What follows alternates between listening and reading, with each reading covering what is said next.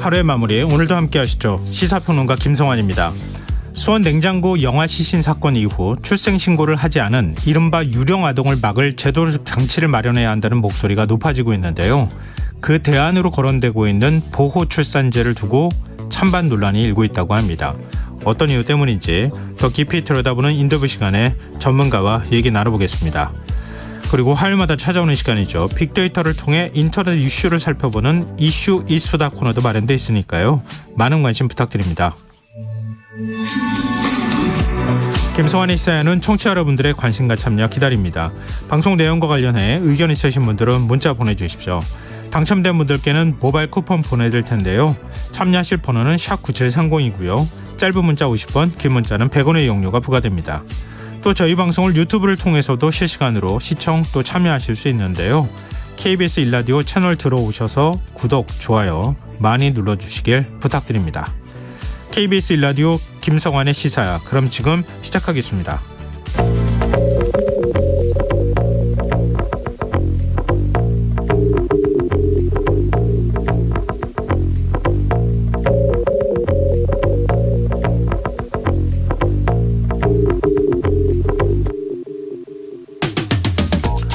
정부와 대한의사협회가 의대 정원을 늘리기로 합의한 지 불과 한 달 만에 다시 갈등이 불거졌습니다. 정부는 그동안 의료 현안 협의체를 구성해 오직 의사협회와 의대 정원 확대 문제를 협의해 왔는데요. 조규홍 보건복지부 장관이 올 하반기부터는 공급자뿐만 아니라 수요자, 그러니까 환자와 소비자 단체, 언론계와 전문가의 의견을 수렴하겠다고 밝히자 의사협회가 반발을 하고 나선 겁니다. 의협은 의료계와 정부의 신뢰관계가 무참히 짓밟혔다면서 논의 중단까지 검토하겠다는 입장을 밝혔는데요. 이런 상황 어떻게 봐야 할까요? 의사협회는 의대 정원을 확대하기에 앞서 정확한 분석이 먼저라고 이야기합니다. 문제는 양측의 분석이 정반대라는 건데요. 정부는 최근 전문가들과 함께 의사 수가 얼마나 부족한지 추산해 발표했습니다. 한국개발연구원은 고령화로 의료 수요가 증가한다는 판단 아래 앞으로 20여 년 후엔 의사가 2만 명 이상 부족해질 것이란 분석을 내놨는데요. 이 계산대로라면 당장 내년부터 의대 정원을 매년 5%씩 늘려야 한다는 결론이 나온다고 하죠. 그렇다면 의사협회의 생각은 어떨까요? 의협은 인구구조 변화를 고려하면 우리나라의 의사 수는 부족하지 않다는 입장입니다. 설령 의대 정원을 늘린다 해도 필수 의료 분야의 의사가 늘지 않을 거라는 주장도 이어가고 있는데요. 이런 상황에서 정부와 의사협회가 합의점을 찾을 수 있는 걸까요? 간호법 제정안 논의 당시 의사협회는 직역강 갈등을 이유로 법안에 대해 적극적으로 반대한 바 있는데요. 의대 정원 문제 역시 이해 당사자들의 폭넓은 논의가 필요한 사안 아닐까요? 환자가 응급실을 찾지 못해 뺑뺑이를 돌다가 구급차에서 목숨을 잃었다는 안타까운 사건은 우리 시대 모두가 마주하고 있는 문제일 텐데 말입니다.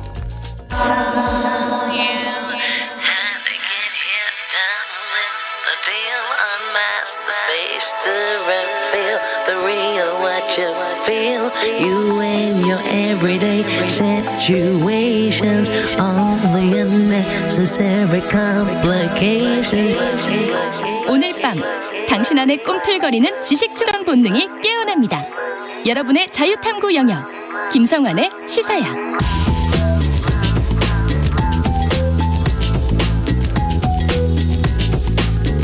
오늘 놓쳤던 뉴스 꼼꼼히 정리해드리는 뉴스야 시간입니다. 곽재훈 프레시안 기자 나와 계십니다. 안녕하세요. 네, 안녕하세요. 네, 먼저 소식 전하기 전에 기상특보 하나 전해드리고 얘기 나누도록 하겠습니다. 조금 전인 밤 10시 고성군, 구례군, 화순군, 나주시 지역에 호우경보가 발효됐습니다. 침수지역이나 산간 계곡 등 위험지역에 계신 분들은 즉시 안전한 곳으로 대피해 주시고요.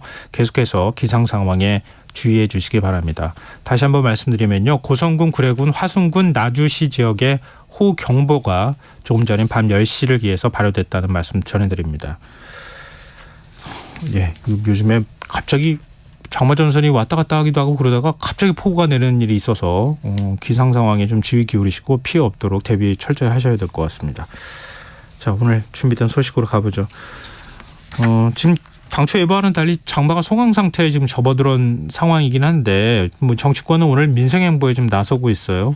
지금 정부 여당은 여름철 냉방비 지원 대책을 발표를 했네요. 네, 오늘 여야 정당 대표 모두 이 폭우 폭염 대책 관련 현장을 찾는 행보를 보였습니다. 먼저 국민의힘은 오늘 서울 여의도 윤중초등학교에서 김기현 대표 주재하에 여름철 냉방비 지원 대책 당정 협의회를 열었는데요. 박대출 국민의힘 정책위의장은 당정 협의 후 브리핑에서 전국 초중고등학교가 찜통 교실 문제 없이 올 여름을 날 수 있도록 냉방비를 학교당 약 2,400만 원씩 추가 지원하기로 했다고 밝혔습니다. 네. 박 의장은 또 학교 냉방시설 작동 여부를 사전 점검하고 노후 냉방시설 교체 비용 약 5,300억 원을 시도교육청에 교육시설 환경 개선비로 지원했다고 밝혔고요. 또 기초생활수급자 등 에너지 취약계층에 대해 이 전기요금 인상분 적용을 유예해서 인상 전 요금으로 사용할 수 있게 하겠다는 방침도 재확인했습니다. 에너지 바우처 지원 대상은 기존 85만 7천 가구에서 113만 5천 가구로 지원 금액도 각 4만 원에서 4만 3천 원까지 늘리기로 했습니다. 7월과 8월에는 어르신 아동 등 사회적 약자들이 이용하는 사회복지시설에 대해 최대 50만 원의 냉방비를 추가 지원하겠다는 방침도 발표했습니다. 네, 민주당 이재명 대표는 재래시장 전통시장 상인들 만난 자리에서 추경 예산 편성을 다시 강조했네요. 네, 민주당 이재명 대표는 작년 수해 피해 지역인 어떤 이 서울 관악구를 찾아서 이 상인 간담회 또 이제 다세대 주택가 그 폭우 대책 등을 점검했는데요. 네. 오늘 오후에 이재명 대표 관악 신사시장에서 연 상인 간담회에서 폭염, 폭우, 물가 폭등 등 3폭을 국민이 어떻게 견뎌내실까가 문제라면서 추경 편성 얘기를 하고 있는데 그중 하나가 여름 폭염 대비 서민 에너지 지원이나 전통시장을 포함한 중소상공인 여러분의 빚 문제 등 경제적 지원을 위한 추경이 꼭 필요하다고 강조했습니다. 그러면서 저희가 35조 원 규모 추경을 하자고 제안했는데 정부 여당 반응이 뜨뜻미지근하다면서 국가 부채를 무한대로 늘려야 한다는 억지 소리를 하는 것은 아니고 적정 규모를 생각하면 여력이 있다 이렇게 주장했습니다. 이 대표는 이 상인 간담회에 앞서서는 시장 인근 다세대 주택가를 찾아서 장마철 수해 예방 상황을 점검했습니다. 이 도림천 인근 지역으로 지난해 폭우 때 큰 피해를 본 곳인데요. 이 대표는 반지하 주택에 설치한 차수막을 보면서 장마가 시작됐는데 남은 시공을 신속히 해야겠다고 당부했습니다. 이 추경 편성 어떻게 될 것 같으세요? 정부 여당은 사실 추경에 대해서는 일관적으로 지금 부정적인 입장인데요. 네. 이를테면 지난주였죠. 이제 김기현 국민의힘 대표 교섭단체 대표 연설 중에 재정 중독 제어로 재정 준칙을 도입해야 한다. 또 조삼모사로 국민을 속이는 추경 중독을 끊어야 한다. 뭐 이런 주장을 하기도 했고요. 예. 지난 18일에는 추경호 경제부총리가 KBS 의료진단 프로그램에 나와서 이 국세 수입이 수십조 원 부족하다고 우려하면서 35조 상당의 추경을 하자는 게 앞뒤가 맞지 않는다. 이 민주당의 주장에 대해서 이렇게 비판하기도 했습니다. 근데 민주당은 지금 어려운 서민들 생각해서 지금 뭔가 추경을 편성해가지고 지원을 좀 해줘야 된다 이렇게 얘기를 하고 있는 거잖아요. 정부 여당에서는 돈이 부족한데 지금 무슨 추경이냐 뭐 요약하자면 이런 얘기를 하고 있는 거고요. 예, 뭐 그렇죠. 아까 이제 민주당의 추경 관련 입장은 그 아까 이재명 대표 시장 그 오늘 관악 그 시장 간담회 발언에서 나온 것처럼 예. 여름 폭염 대비 서민 에너지 지원 그리고 전통시장을 포함한 중소상공인 지원 등을 위해서 35조 원 규모로 추경을 꼭 해야 된다 이런 입장입니다. 네, 알겠습니다. 오늘 국회 농해수위에서는 후쿠시마 오염수 방류 철회를 요구하는 결의안 지금 야당 단독으로 처리가 됐어요. 네, 오늘 국회 농림축산식품해양수산위원회에서는 이 더불어민주당 그리고 무소속 의원들만 참석한 가운데 후쿠시마 오염수 방류 계획 철회 및 수산물 안전성과 어업인 보호 대책 마련 촉구 결의안이 의결이 됐습니다. 네. 국민의힘 의원들은 여야 간 이견이 있는 결의안 처리에 반발하면서 모두 퇴장을 했는데요.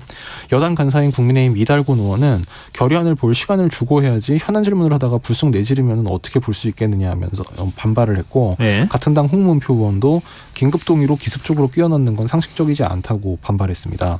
반면 민주당 윤준병 의원은 일본 정부는 해양 투기를 강행하려 하는데 정부가 즉히 소극적이고 국민들은 일본 정부 대변인 역할을 하는 것처럼 정부를 보고 있다면서 결의안 처리를 촉구했습니다. 한하진 환경부 장관이 국회 현안 질의에 나섰다고 하는데 뭐 이 문자 관련해서 혹시 얘기한 게 있습니까? 네, 오늘 사실 기존의 정부 입장을 좀 되풀이한 수준에 그치긴 했는데요. 예. 민주당 전용기 의원이 후쿠시마 오염수 방류가 지금 일본 정부에서 지금 임박한 걸로 알려지고 있는데 이에 대한 입장을 묻자 예. 하나진 장관은 환경부 입장은 정부의 오염수에 대해서 과학적이고 객관적 관점에서 안전해야 하고 국제법과 기준에 부합하는 입장으로 처리해야 한다는 입장이다. 이렇게 기존 정부 입장을 재설명했습니다. 이건 원론적인 얘기일 거고요. 네. 그리고 과학적으로 안전성이 입증되면 방류를 해도 된다는 얘기냐, 야당 의원들이 이렇게 되물은 데 대해선 국제 방출 기준에 따라서 해양 방류하는 것은 허용하는 것으로 안다면서 이 안전성을 검증하는 것이고 계속해서 투명한 정보 공개를 요구하고 있고 과학적, 객관적으로 안전을 검증하는 단계라고 설명했습니다. 환경부 장관이라서 좀 더 조심스럽게 발언한 거 아닌가 이런 생각도 좀 드네요. 네. 근데 오염수 방류 문제 두고 여야 원내 지도부 신경전은 계속되고 있네요. 네, 사실 지금 여야 간의 가장 첨예한 안건 중에 하나가 이 후쿠시마 오염수 문제이기도 한데요. 여당에서는 이 야당의 괴담 유포를 한다 이런 비난이 계속해서 나오고 있습니다. 네. 윤재욱 국민의힘 원내대표는 오늘 아침 원내대책회의 때 천일염 대란은 난센스라면서 천일염 대란이 그럼에도 불구하고 발생한 것을 보면 가짜뉴스의 사회적 악영향을 알 수 있다 이렇게 야당을 겨냥했습니다. 윤 원내대표는 민주당은 정부가 후쿠시마산 수산물 수입 금지 원칙을 수차례 밝혔는데도 허용한다는 듯이 수입 반대를 외치고 근거도 없이 밥상 소금 걱정 어쩌나라는 현수막을 내거는 등 교묘히 법 책임을 피해 가짜뉴스를 퍼뜨리고 있다면서 과학적 근거 없이 공포 주장만으로 천일염 사재기라는 성과를 이뤄낸 민주당의 선동 정치가 놀랍다고 공세를 폈습니다. 반면 민주당에서는 오늘 역시 박광원 원내대표가 주관한 원내대책회의 때 일본 정부의 내년 초까지 최소 6개월간 원전 오염수 해양 투기를 보류할 것을 정부가 요구해야 한다 이런 촉구가 나왔습니다. 박 원내대표는 오염수 방류 보류 주장과 동시에 네. 이 기간 동안 한국 그리고 일본 정부가 상설 협의체를 구축해서 포괄적으로 환경 영향 평가를 시행하라고 주장하기도 했습니다. 박 원내대표는 일본이 후쿠시마 원전 오염수 해양 투기를 위해 해저 터널 공사를 끝내고 내일 28일 최종 점검을 남겨놓고 있다면서 IAEA 최종 보고서가 나오면 일본은 밸브를 열고 이 오염수가 우리나라와 인근 바다에 흘러들게 될 것이다. 시간이 없다. 이렇게 압박했습니다. 오염수 방류가 언제쯤 이루어질 거냐 이게 이제 관심사일 수밖에 없는데 일본 언론들은 다음 달 4일쯤 방류가 이루어질 것이다. 이런 전망을 내놓고 있어요. 네, 정확히는 4일 이후 아마 다음 달 초 아마 이렇게 예상이 되고 있는데요. 예. 왜냐하면 지금 후쿠시마 오염수 해양 방류 계획을 국제 원자력 기구 즉 IAEA에서 검증을 하고 있는데 그 최종 결과가 나오는 날짜가 지금 내달 4일로 예상이 되고 있다. 지금 이런 보도가 일본 언론에 나왔습니다. 그때 예를 들면은 이건 좀 안전하다. 이런 내용의 보고서가 나오면 바로 방류하겠다. 예, 그렇겠죠. 예. 아마 이제 그날 오후 정도가 될 것 같으니까 예. 이르면 바로 다음 날부터 방류가 이루어질 수도 있다 이런 관측인 건데요. 예. 오늘 일본 아사히 신문 보도에 따르면 이 일본의 기시다 총리는 다음 달 4일 도쿄 총리관저에서 라파엘 그로시 IAEA 사무총장과 만나는 일정을 최종 조율 중인 것으로 알려졌습니다. 기시다 총리는 이 그로시 총장으로부터 IAEA 오염수 보고서를 수령하고 관련 설명을 들을 것으로 전망되는데요.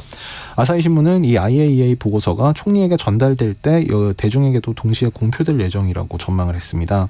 기시다 총리와 이 IAEA 총장 간의 만남은 이 IAEA 측의 요청으로 이루어졌다고 일본 교도통신이 전하기도 했습니다. 일본 정부는 이 보고서에서 별다른 문제점이 나오지 않으면 이 올여름에 즉각 오염수 방류를 강행할 가능성이 큰 것으로 알려지고 있고요. 방류 시점은 최종적으로는 총리의 결정 사항이라고 일본 산케이 신문이 보도했습니다. 다만 이 일본 정부는 이런 IAEA의 보고서 제출 시점이라든지 방류 시점 등에 대해서는 아직 결정된 바가 없다. 공식적으로는 이렇게만 밝히고 있는데요. 네. 일본 정부 대변인인 마스노 히로카즈 관방장관은 오늘 오후 기자회견 때 이 그로시 IAEA 사무총장 방문 보도와 관련해서 현 시점에서는 아무것도 결정되지 않았다고만 했습니다. 시기를 보니까 일주일 남짓 정도밖에 안 남았네요. 지금 다음 달 4일이면 일주일 딱 남은 거고. 네, 딱 일주일이 남은 거죠. 네. 네. 그 뒤에 방류를 한다고 하면 한 8, 9일 이렇게 그 정도 시간이면은 방류가 시작될 가능성이 매우 높다 이렇게 봐야 되겠네요. 그리고 일본 정부가 우리나라를 화이트리스트에 다시 복원하기로 결정했네요.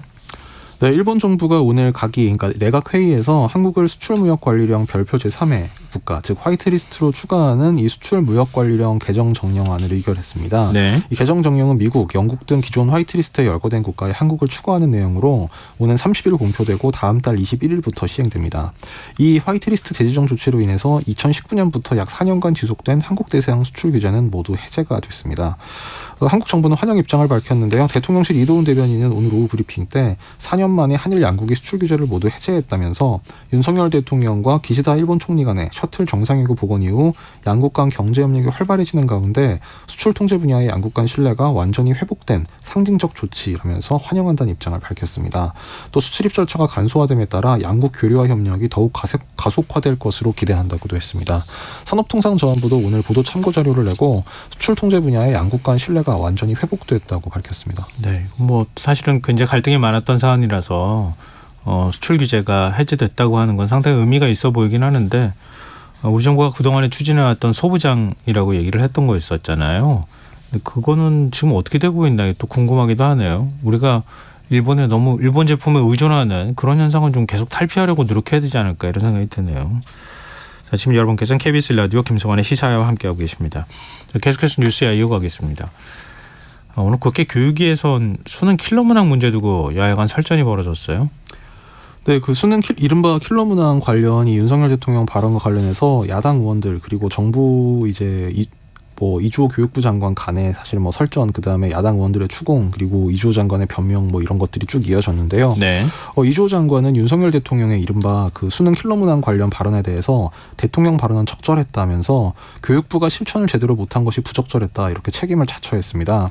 이 야당 그 더불어민주당의 유기용 의원은 이재명 후보 대선 공약을 만든 사람 입장에서 화가 난다면서 민주당만 킬러 문항 금지에 대해 이야기를 해왔고 그 이주호 장관의 3대 교육개혁 과제 대통령 업무 보고 때만 해도 킬러 문항 관련 내용이 전혀 없었는데 대통령이 3월에 무슨 지시를 한 것이냐 이렇게 따졌습니다. 예. 그러니까 대통령 발언이 불쑥 나온 게 아니라 3월부터 계속 일관된 지시가 있었다. 정부 측의 이런 주장에 대해 의혹을 제기한 건데요. 그러니까 대통령 지시가 있었음에도 불구하고 이행하지 않았다. 그 부분에 대해서 대통령이 사실은 책임을 묻도록 했고 예. 그래서 교육국장인가요?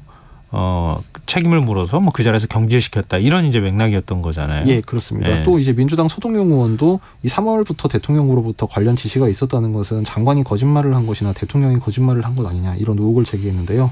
서 의원은 대통령이 갑툭튀 발언으로 대혼란을 초래해놓고 사과는커녕 거짓말을 하고 있는 건 아닌가 싶다 이렇게 비난하기도 했습니다. 이주호 장관은 이에 대해서 대통령께서 3월뿐 아니라 상당히 여러 차례 수능 공정성을 강조했다면서 문제의 핵심은 대통령이 강조했음에도 불구하고 교육부가 제대로 실천을 못한 부분에 문제가 있었다. 또 이렇게 그 교육부의 책임을 여러 차례 그 자인을 했습니다. 네. 또 대통령 지시사항을 국장에게 강하게 이야기했지만 많은 부분들이 지적을 해도 사실 잘 지켜지지 않고 해소가 되지 않았던 문제라면서 그 지시가 제대로 반영이 안 됐다는 것을 확인하고 담당 국장을 경질하게 된 것이라고 설명했습니다. 또 이제 그 분명히 지시를 대통령으로부터 3월부터 받았고 국장에게 분명히 지시를 했다면서 다만 윤 대통령 지시는 문서로 남아있는 것이 아니라 이 구두로 들은 것이라고 설명했습니다. 알겠습니다. 이제 오늘 대입 수학능력시험 6월 모의평가 채점 결과가 나왔네요. 이게 이제 사실은 이번 사태 진원지라고도 볼 수 있는 거 아닙니까? 네. 어떤 결과가 나왔습니까? 지난 1일 시행된 이 수능 6월 모의평가 때 국어와 영어가 작년 수능과 난이도가 비슷했고 수학이 다소 어렵게 출제된 것으로 나타났습니다. 네. 이 올해 6월 모의평가는 국어 수학 모두 표준점수 최고점은 상승했고요. 국어는 작년에 쉬운 기조가 이어졌고 수학은 까다로웠던 작년 수능보다 더 어렵게 출제됐다. 교육계 안팎에서는 이런 평이 주류입니다. 실제로 6월 모의평가에서 국어 표준점수 최고점을 받은 수험생은 1,492명으로 전체 국어 응시자 중 0.39% 작년 수능 때보다 더 크게 늘었습니다. 근데 이주호 장관이 킬러 문항 공개할 때 비문항 킬러 문항 공개하고 그러지 않았어요? 상당히 문제가 있다는 식으로 얘기를 했었는데 그러면 전체 점수가 떨어져야 됐어야 되는 거 아닙니까? 네, 앞서 이 전해드린 오늘 국회 교육위원회 전체 회의 때도 그런 취지의 지적이 좀 나왔는데요. 예. 이주호 교육부 총리는 이에 대해서 이 6월 모의평가는 난이도가 아니라 공정성의 문제라면서 킬러 문항은 정답률로만 볼 수 없다 이런 입장을 밝혔습니다. 또 이 킬러 문항 가운데 EBS 교재 연계 문항도 포함돼 있어 납득하기 어렵다 이런 지적에 대해서는 네. EBS 연계가 돼 있지만 답안을 요구하는 과정이 배배 꼬아져 있다면서 이것이 킬러 문항이 맞다는 취지로 설명했습니다. 이게 잘 이해가 안 돼서 그러는데요. 난이도가 아니라 공정성의 문제다 이렇게 얘기했는데 6월 모평에서 공정성이 어떤 게 문제가 된다는 거죠? 그러니까 보통 교육계 안팎에서는 킬러 문항이라고 하면 이제 보통은 정답률 한 10% 이하 또는 미만의 이제 그런 문항들을 얘기하는데요. 예. 정부에서는 정규 교과 과정에서 나오지 않은 것으로 이제 사교육을 통해서 문제풀이 과정을 반복 숙달한 사람이 더 쉽게 풀 수 있는 문제가 킬러 문항이다. 이렇게 그런 정의를 발표하기도 했습니다. 예. 그래서 이제 정답률로만 킬러 문항을 볼 수 없다. 이주호 교육부총리 발언은 그래서 나온 건데요. 앞서서 이제 그 이른바 킬러 문항에 대해서 이제 가장 윤 대통령이나 교육부에서 문제라고 지적했던 것이 사실 언어 영역 비문항 문제였는데 네. 정작 언어 영역은 지금 이번에 만점자도 평소보다 많이 나왔다. 많이 나왔다고 그러잖아요. 뭐 그런 점을 보면 좀 다소 정부가 머쓱해진 게 아니냐 그런 분석도 있습니다. 네, 알겠습니다. 자, 다음 뉴스로 넘어가 보겠습니다. 대통령실이 장차관 인사 대상자를 검증할 때 학교폭력 전력이나 소송 여부도 확인하겠다는 입장을 밝혔습니까? 네, 대통령실 핵심 관계자는 오늘 오후 대통령실에서 기자들과 만나서 앞서 정순신 변호사 임명과 관련 여러 가지 논란이 있었고 그 당시 이미 방침을 말씀드렸다면서 학폭 문제, 개인과 자녀 문제까지 들여다보겠다고 했습니다. 앞서 정순신 변호사는 국가수사본부장에 임명될 당시 자녀 학폭 논란이 제기되면서 낙마했고요. 당시 대통령실은 고위공직자 검증 절차를 강화하겠다 이런 입장을 밝히기도 했는데 뭐 이번 장차관 인사 대상자 검증 과정에 이 학교폭력 전력, 그러니까 본인 또는 자녀들의 이런 전력을 포함시킨 것도 이제 그와 연장선상에 있는 조치다 이런 설명입니다. 방통위원장 사실상 내정자는 그러면은 여기 해당하지 않는다 이런 뜻이네요. 그러게 뭐 사실 뭐 그 이동관 지금 대통령실 특보가 방통위원장으로 거의 내정이 됐다 뭐 이런 보도가 이어지고 있고 대통령실로 딱히 부인은 하지 않고 있습니다만 뭐 오늘 나온 설명과 그게 무슨 되는 건지 왜냐하면 뭐 공식 발표가 있었던 건 아니기 때문에요. 만약에 공식 발표가 있게 되면 아마 이 부분에 대해서 뭐 이 대통령실에 대한 뭐 언론의 질의응답이라든지 뭐 그런 것이 좀 이어질 것으로 보입니다. 네, 이번에는 뭐 차관들이 주로 바뀔 거다 이렇게 얘기 나오고 있는데 인사는 그럼 언론에서 전망하는 것처럼 한 29일쯤 나오는 겁니까? 글쎄 뭐 이르면 29일 이렇게 나오고 있는데요. 사실 이 정부 들어서 인사 관련 이제 전망 보도가 네. 좀 언론의 예측 보도가 뭐 물론 맞는 경우도 있었습니다만 뭐 맞지 않는 경우도 좀 있어서 뭐 인사 관련은 사실 그 이를테면 대통령실 관계자를 취재를 했다고 해도 네. 일단 취재하기도 어려울 뿐더러 그게 꼭 맞는다는 보장이 없어서 사실 공식 발표가 나올 때 보는 게 사실 가장 확실한 방법이긴 한데요. 네. 뭐 이르면 뭐 금주 후반이 될 것이다 이런 관측은 있습니다.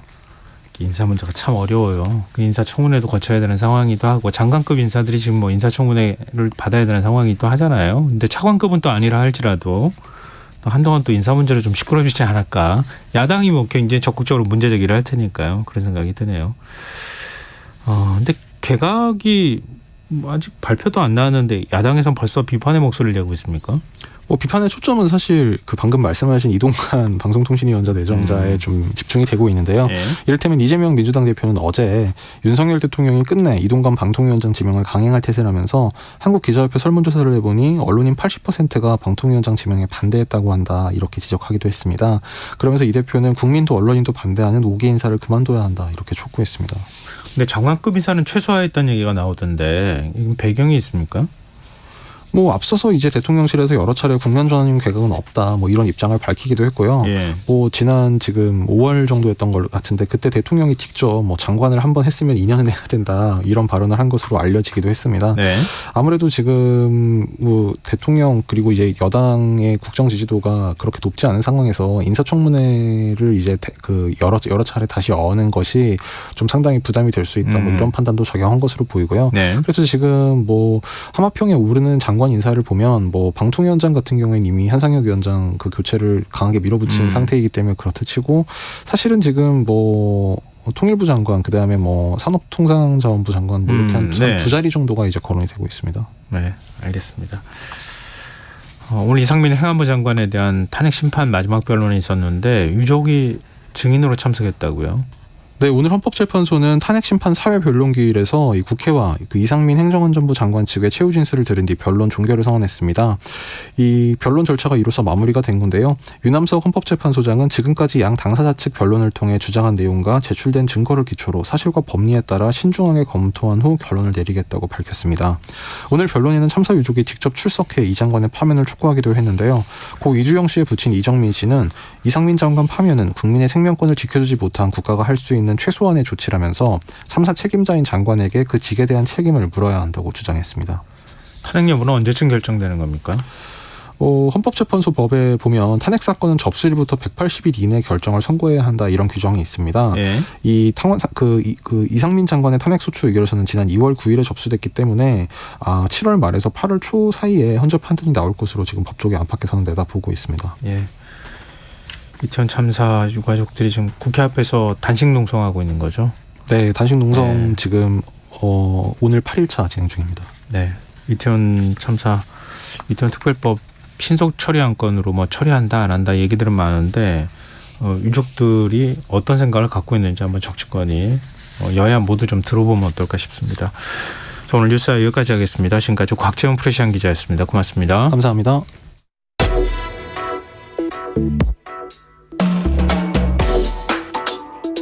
더 나은 내일을 준비하는 시간 KBS 1라디오 김성환의 시사야. 최근 발생한 수원 냉장고 영아 시신 사건을 계기로 그동안 지지부진했던 출생 통보제와 보호 출산제에 대한 논의가 속도를 내고 있습니다. 하지만 산모가 신원을 노출하지 않고 아이를 낳을 수 있도록 지원하는 보호 출산제를 두고 찬성과 반대 의견이 팽팽한 상황인데요. 사각지대에 방치된 미동력 아동을 막기 위해 어떤 제도적 장치가 필요할지 정재훈 서울여대 사회복지학과 교수 연결해서 얘기 나눠보도록 하겠습니다. 교수님 안녕하십니까? 네, 안녕하세요. 네, 최근 감사원 감사 결과가 발표가 돼서 많은 분들이 좀 충격을 받으셨는데요. 네. 감사원이 이런 실태를 처음 한 겁니까? 아니면 이전에도 알고 있었는데 감사를 안 했던 겁니까? 글쎄요, 감사원이라기보다는 사실 전문가들 사이에서는 그렇게 죄송한 말씀이지만 충격적이다라고 말할 수 없을 정도로 이런 문제가 발생하지 않겠는가, 계속 발생하고 있지 않는가. 그러니까 이제 태어났지만 출생 신고를 하지 않은 내지는 하지 못한 아이들이 많이 있었고, 특히 이제 태어나도 출생 신고를 할 수 없는 외국인 아이들 같은 경우, 그래서 꾸준히 문제 제기를 했고, 그러니까 사실은 최근 한 5, 6년 사이에 뭐 출생 통보제다, 보호 출산제다 이런 어떤 제안들이 있었었죠. 그런데 이제 감사원에서 감사를 이제 어떤 의도에서 시작했는지 모르겠지만, 결국은 이제 이런 미동력 외국 국적 아이들도 있고, 뭐 여러 가지 찾아내는 과정에서 어떻게 보면은 이제 우리 아이들을 찾아냈다, 좀 인용보호를 붙인다면, 네, 그래서 이제 출산 기록은 있지만 출생 신고되지 않은 인용보호를 붙이고 우리 아이들을 찾아낸 것이다. 이렇게도 말씀드릴 수 있을 것 같아요. 지금 제도적인 방지 장치로 거론되고 있는 게 출생 통보제하고 보호 출산제잖아요. 그렇습니다. 먼저 출생 통보제, 이게 정확히 어떤 제도인지 설명을 좀 부탁드립니다. 아이가 태어나면 부모만 이제 신고 의무가 있는데, 출생 신고 의무가 그런 출생 신고제와 달리 이제 분만에 관련 이제 의료기관이라든지 제3자가 아이의 출생 사실을 국가기관에 즉시 통보하는 의무를 가진 제도죠. 결국 내가 태어났다는 걸 알리는 것 자체가 아동의 기본적인 권리다. 이제 이런 의미에서 출생 통보제를 여러 나라에서 시행을 이제 하고 있는 거고, 보호 출산제는 산모의 이름이 드러나지 않은 채 아이를 출산할 수 있는 그런 이제 일종의 이제 익명 보호 출산제다. 뭐 이제 이렇게 이야기할 수 있을 것 같습니다. 일단은. 네. 근데 출생 통보제가 시행됐다면 미동력 아동 사망 사건 같은 경우는 발생하지 않을 수 있었던 거 아닙니까? 그동안 왜 이 제도가 도입되지 않은 겁니까? 네, 아무래도 이제 발생할 가능성은 좀 낮았겠죠. 근데 병원의 행정 비용이 발생한다라는 이제 이런 의미. 그 다음에 이제 또 출생 신고 과정에서 오류가 발생했을 때, 그러면은 출생 통보를 한 의료기관, 병원이 책임지어야 하느냐라는 어떤 문제 제기가 있었어요. 병원 쪽에서. 그런데 이제 병원의 행정 부담 자체는 우리가 건강보험 심사평가원에 이제 출산 기록이 가지 않습니까? 이제 그걸 통해서 결국 이제 건강보험 심사평가원에서 그 자료를 통해 토대로 해가지고 출생 통보를 하면 돼요, 사실은. 병원이 아니고. 이제 이렇게 해결할 수 있는데, 또 다른 쟁점, 이제 세 번째 쟁점이 이 출생 통보제를 할 경우에 출산 사실을 숨기고 싶은 엄마들이 병원 밖에서 위험한 출산을 할 수 있다. 이제 그래서 결국은 출생 통보제가 좀 미뤄진 상황이었었고, 그래서 사실 이제 출생 통보제만으로는 안 된다. 보호 출산제도 해야 된다. 뭐 이제 이런 제안이 있는 거죠. 근데 병원에 행정 비용이 많이 발생한다. 그렇게 얘기를 하는데, 물론 이제 잘못 통보했을 때 병원이 그러면 어디까지 법률적 책임을 져야 될 것이냐, 이건 뭐 논란의 소지가 일부 있을 것 같은데요. 그런 사례들이 그렇게 많이 발생할까 이런 생각도 들고, 행정비용이 그렇게 많이 발생할까? 통보해 주는 건데 그런 생각도 들거든요. 어떻게 보세요? 교수님? 지금 잠시 전화가 끊어진 것 같습니다. 다시 한번 좀 저희가 전화를 연결해 보도록 하겠습니다. 방금 전까지 출생통보제하고 보호출산제에 대한 얘기를 좀 나눠봤는데요. 출생통보제의 경우에는 만약에 병원에서 출산했을 경우에 그걸 행정기관에 병원 측이 통보해주는 그런 제도라고 이해하시면 될 것 같습니다. 네네. 네네. 갑자기 전화가 끊겼습니다. 청취자분들의 양해를 좀 구하고요. 네네. 방금 전에 제가 질문 드린 게 뭐냐면요. 병원이 출생통보제를 도입했을 때 행정비용이 좀 부담스럽다 이러면서 반대 입장을 밝혔다고 한 거잖아요. 네네. 행정비용이 좀 그렇게 많이 발생합니까? 사실은 이제 요즘 같은 경우에 행정비용의 문제보다는 아무래도 오류가 발생했을 때 이제 책임을 져야 하는 것에 대한 부담. 예. 이제 이런 것들이 좀 많으신 것 같고요. 예. 근데 이제 그 부담 문제는 아까 말씀드렸다시피 그 이제 심평원, 건강보험 심사평가원에서 대신 출생 통보를 하는 걸로 사실 법률안도 하나 나와 있고. 예. 그래서 이제 그거는 이제 또 그런 식으로 해결할 수 있는 문제고 사실 많이 합의를 봤다. 이렇게 볼 수 있을 것 같습니다. 그러면 뭐 의사나 병원협회 쪽에서는 더 크게 반발하지는 않을 것이다. 이렇게 볼 수 있다는 거죠. 비교적 이제 출생 통보제를 둘러싼 사회적 논쟁은 좀 잠잠해지고 좀 사회적 합의를 보고 있는 상황이고. 네. 근데 이제 그 보호 출산제를 둘러싼 논쟁은 네네. 여전히 좀 있다. 뭐 이렇게 말씀드릴 수 있을 것 같습니다. 네. 자연스럽게 이제 보호 출산제 얘기를 할 수밖에 없는데 뭐 예를 들면 이렇게 되면은 출산 사실을 숨기고 싶어하거나 이런 사람들은 병원 밖 출산을 굉장히 좀 위험하잖아요. 그렇죠. 그렇게 할 경우가 생길 수도 있겠다. 그래서 네. 그런 사람들이 안전하게 출산할 수 있도록 익명 출산을 보장해 주자. 이 이제 그렇죠. 보호 출산제 취지라고 볼 수 있는 거잖아요. 그렇죠. 근데 시민단체에서 반대하고 있는데 그 이유가 뭡니까? 일단 이제 친모가 쉽게 아이를 포기하게 만드는 제도다. 이제 이런 의미에서 이제 특히 그 미혼모 단체라든지 이제 이런 데서 이제 반대를 하신 것 같고요. 예. 두 번째는 이게 이제 출산 기록을 익명화하도록 되어 있거든요. 네. 그러다 보면 나중에 내 부모가 누구인가 이제 아동이 알고 싶어 할 때 아동이 알 권리를 이제 침해할 수 있다. 라는 게 되는 거죠. 이제 그런 의미에서 일종의 이제 자신의 뿌리에 대해서 알고자 하는 아동의 권리와 또 친생 부모의 익명성 보호 이런 것들이 이제 상충한다. 뭐 이제 이런 문제도 있고요. 예. 또 이제 현행 입양특례법에 따르면 입양을 하려면 이제 친부모가 출생 신고를 하고 입양 동의를 또 하고 법원에서 입양 허가를 받도록 되어 있는데 예. 이제 익명 보호 출산제를 하게 되면 현행 입양특례법하고 그래서 충돌하는 문제가 생기죠. 네. 그러다 보니까 이제 반대들을 이제 하신다. 일단 이렇게 볼 수 있겠죠. 지금 뭐 우리가 한때는 아동 수출국이라고 하는 오명을 뭐 받았잖아요. 그렇죠. 그럴 때 이제 그 해외로 입양됐던 그 입양아들이 와서 부모님을 찾게 해주십시오 이렇게 얘기를 할 때 네. 익명 출산제가 도입되면은 못 찾는다는 얘기인가요? 뭐 그런 의미도 되겠죠. 그러니까 이제 우리의 지금까지 내려왔던 어떤 입양 문화에 예. 한 이제 그 반증이다. 뭐 이렇게도 볼 수 있을 것 같아요. 그렇군요. 좀 먼저 도입한 나라들이 있습니까? 뭐 사실 뭐 이제 독일이나 프랑스 같은 나라에서는 이렇게 익명 보호 출산제를 이제 도입을 하고 있는데 예. 사실은 이게 어느 제도 하나만이 아니라 그러니까 선택의 폭이 넓으면서도 연속성이 있는 여러 제도들이 통합적으로 운영되는 그런 상황이라고 볼 수 있을 것 같아요. 네. 그러니까 사실은 이제 아이가 그냥 갑자기 나오는 게 아니라 하루아침에 나오는 게 아니지 않습니까? 예. 이제 독일 사례를 말씀드리면 먼저 이제 임신 사실을 알았을 때 임신 갈등 상담을 하고 상담소에서 예. 그럼 거기에서 낙태를 하든지 아니면 낳든지 예. 낳았을 때도 내가 낳아서 키울 것인지 익명 보호 출산을 할지 네. 그리고 그래서 이제 입양을 보냈지. 그러니까 사실 뭐 익명 보호 독일 사례를 얘기할 때 익명 보호 출산 하나만 말씀하시는데 사실은 뭐 여러 가지 선택지들이 있으면서 여기서 이제 익명 보호 출산도 할 수 있고 또 입양을 보내는 그러니까 제도가 굉장히 이제 복합적으로 이제 작동하고 있다 이렇게 볼 수 있겠죠. 그러면 단순히 교수님께 보호 출산제 도입이 필요하다고 보십니까? 이렇게 여쭤보면 안 되겠네요. 그러니까 이제 이런 어떤 그 이제 제도의 여러 가지 보호 출산제를 다양한 관점에서 다양한 선택지를 가지고 운영한다라는 이제 독일 사례를 이제 참고로 한다면 예.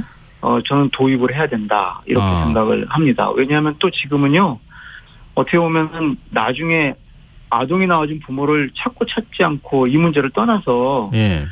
이제 당장 아동의 생존이 중요하다는 사실을 요즘 터지는 사건을 보면서 좀 생각을 하게 되다 보니까 일단 보호출산제도 도입을 해서 출생통보제와 보호출산제가 쌍두마차로 가면서 이제 또 제도적 보완을 하면 어떨까 뭐 이런 생각이 들기도 하죠. 네. 그러니까 이게 그 두 제도만 도입된다고 해서 되는 문제가 아닌 거잖아요. 교수님 말씀 그렇죠. 들어보니까 그럼 네. 행정적으로 아니면 어떤 뭐 초기 임신 초기부터 시작해서 계속 지속적으로 상담하고 스스로 고민하고 결정할 수 있도록 해주는 과정이 필요한 거잖아요. 오히려 그게 더 그렇죠. 중요한 것 같은데요. 그렇죠. 그러니까 이게 그 출산에 이르는 과정이 거의 10개월간 지속이 되는데요. 예. 이게 출생통보제라든 보호출산제라든 갑자기 하루 날 잡아서 출산하는 상황이 생기는 게 아니잖아요. 네. 그러니까 이제 그 10개월의 과정에서 지속적으로 상담을 하고 물리적, 심리적, 정신적 지원이 이루어지는 이런 과정이 쭉 이루어지다가 뭐 보호출산도 하고 출생통보도 하고 이제 이런 어떤 그 과정을 선진국의 사례, 다른 나라의 사례가 보여주고 있다. 우리가 그걸 좀 참고해야 되겠다. 이렇게 말씀드릴 수 있을 것 같습니다. 예, 최근 뭐 영화 살해 또 유기 사건이 계속 발생하고 있어서 많은 분들이 좀 걱정이 큰 상황인데요. 네. 이게 형량이 너무 낮다고 하는 지적이 있습니다. 형량을 더 올리면 이런 사건이 좀 줄어들 수 있을 거라고 보십니까? 예, 그 가해자 처벌 강화를 하는 것은 대중들의 당장 그 심리적 그 이제 반응을 동의를 얻는 데는 좋을지 모르겠지만 네. 좀 어려울 듯합니다. 어렵게 아이를 낳았는데 제대로 키우지 못하고 심지어 죽고 있는 상황에 이르는 구조의 문제를 봐야 될 것 같고요. 그래서 부모 교육이나 양육 지원 이런 여러 가지 사회적 지원 확대를 통해서 우리가 아이를 함께 살릴 수 있는 길을 찾아야 되지 않을까.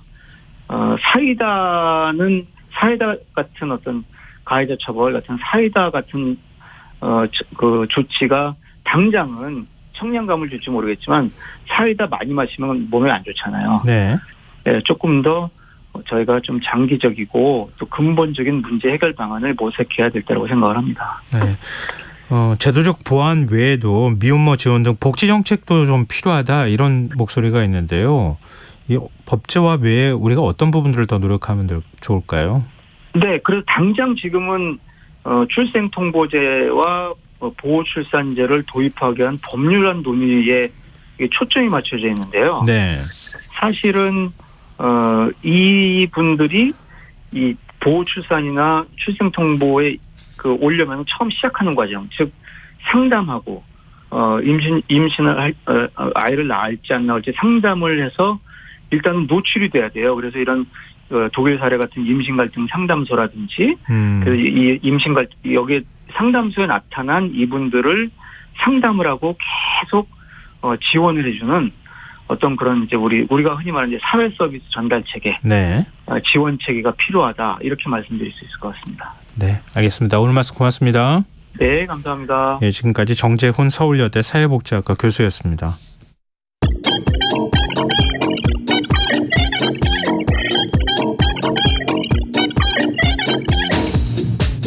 인터넷에서 화제가 되고 있는 이슈 살펴보는 시간입니다. 이슈의 수다, 빅데이터를 읽어주는 남자 김덕진 미래사회 IT연구소 소장 스튜디오에 나와 계십니다. 안녕하세요. 네, 안녕하세요. 반갑습니다. 김덕진입니다. 자, 한 주간 이슈 어떻게 뽑으셨습니까? 네, 빅데이터가 뽑은 이슈 1위는요. 이번 주는 정치 분야입니다. 네. 키워드는 73주년이고요. 6.25 전쟁 73주년 기념식과 관련된 이야기인데 네. 이제 기념식 얘기보다는 오히려 좀 한동훈 장관에 대한 이야기가 좀 이슈가 됐었죠. 그래서 네. 한 장관이 이제 휴대전화를 잃어버려서 경찰까지 출동했다. 이거에 대해서 SNS에서 이 정도의 경찰까지 출동하는 게 맞느냐 안 맞느냐 뭐 이런 거에 대한 좀 논란들이 있어서 좀 화제가 됐었던 키워드이고요. 법무부 장관은 휴대폰 잃어버리면 경찰이 출동해 주는군요. 네네네. 뭐 그런 부분들 때문에 네. 좀 SNS 좀 이슈가 됐고요. 네. 또 이제 그 법무부 장관이 한동훈 장관이 가지고 있었던 흰색 쪽지가 좀 화제도 되기도 했었는데 네. 여기에는 이제 옆에 앉았었던 그 6.25 전쟁 참전 용사인 이창건 전 한국원자력 학회장이 현장에서 썼던 쪽지인데 네. 내용에 켈로 부대가 인정받은 걸 이번이 처음이다. 뭐 돌아오지 못한 동지들을 생각하면 눈물이 앞을 가린다라고 적혀 있었다고 해요. 뭐 켈로 부대가 6.25 당시에 활동했던 비정규군이고 북파 공작 첩보 부대인데 네. 신원이 드러나면 안 되는 첩보 부대다 보니까는 뭐 군번도 없이 활동했고 참전 용사로 인정받지 못했는데 이게 2021년 4월에 관련 법이 제정되면서 올해 2월에 첫 공로금이 지급됐죠. 그래서 이런 것들에 대한 이야기들도 이제 상당히 화제가 됐었고요. 예. 또 이제 우리나라뿐만 아니라 미국에서 있었던 워싱턴에서 이 이제 말씀드렸던 6.25 73주년 행사가 있었습니다. 예. 그래서 오히려 이제 틸러리 전 주한 미군 사령관부터 해서 6.25가 잊혀진 전쟁이 아닌 미국 관점에서 승리의 기억이다. 뭐 이런 것들 때문에 이제 우리가 이제 잊지 말고 이것들을 기억하자라고 하는 내용들이 화제가 됐고요. 또 정치 키워드에 또 한 가지 이제 푸틴을 또 빼놓을 수가 없을 것 같습니다. 네. 그래서 이제 블라디미르 푸틴 러시아 대통령이 이른바 이제 국내에서 유혈 사태가 발생하면서 막기 위해서 프리고진을 처벌하지 않겠다고 약속을 했지만 과연 이 보복이 결국 있는 것이 아니냐 뭐 이런 외신들에 대한 이슈에 대해서 사람들이 토론하기도 했고요. 또 이런 용병 반란이 있는 상황에서 결국 독재가 내부에서부터 무너지는 것이 아니냐라고 하는 여러 사람들의 예측들까지 뭐 이렇게 정치 키워드들을 볼 수 있을 것 같습니다. 한동훈 장관이 휴대폰 찾았대요? 네, 실제로 뭐 거기서 잠깐 해프닝성으로 없어졌다가 다시 돌려받은 것으로 나왔습니다. 유독 휴대폰을 소중히 여기는 것 같습니다. 네. 자, 2위 주제는 어떤 분야에서 나왔습니까? 2위 주제는 IT 과학이고 트위터라는 키워드인데요. 내용은 이게 가짜 뉴스가 아닌가 처음엔 저는 정말 믿기 힘들었던 내용이 나왔어요. 예.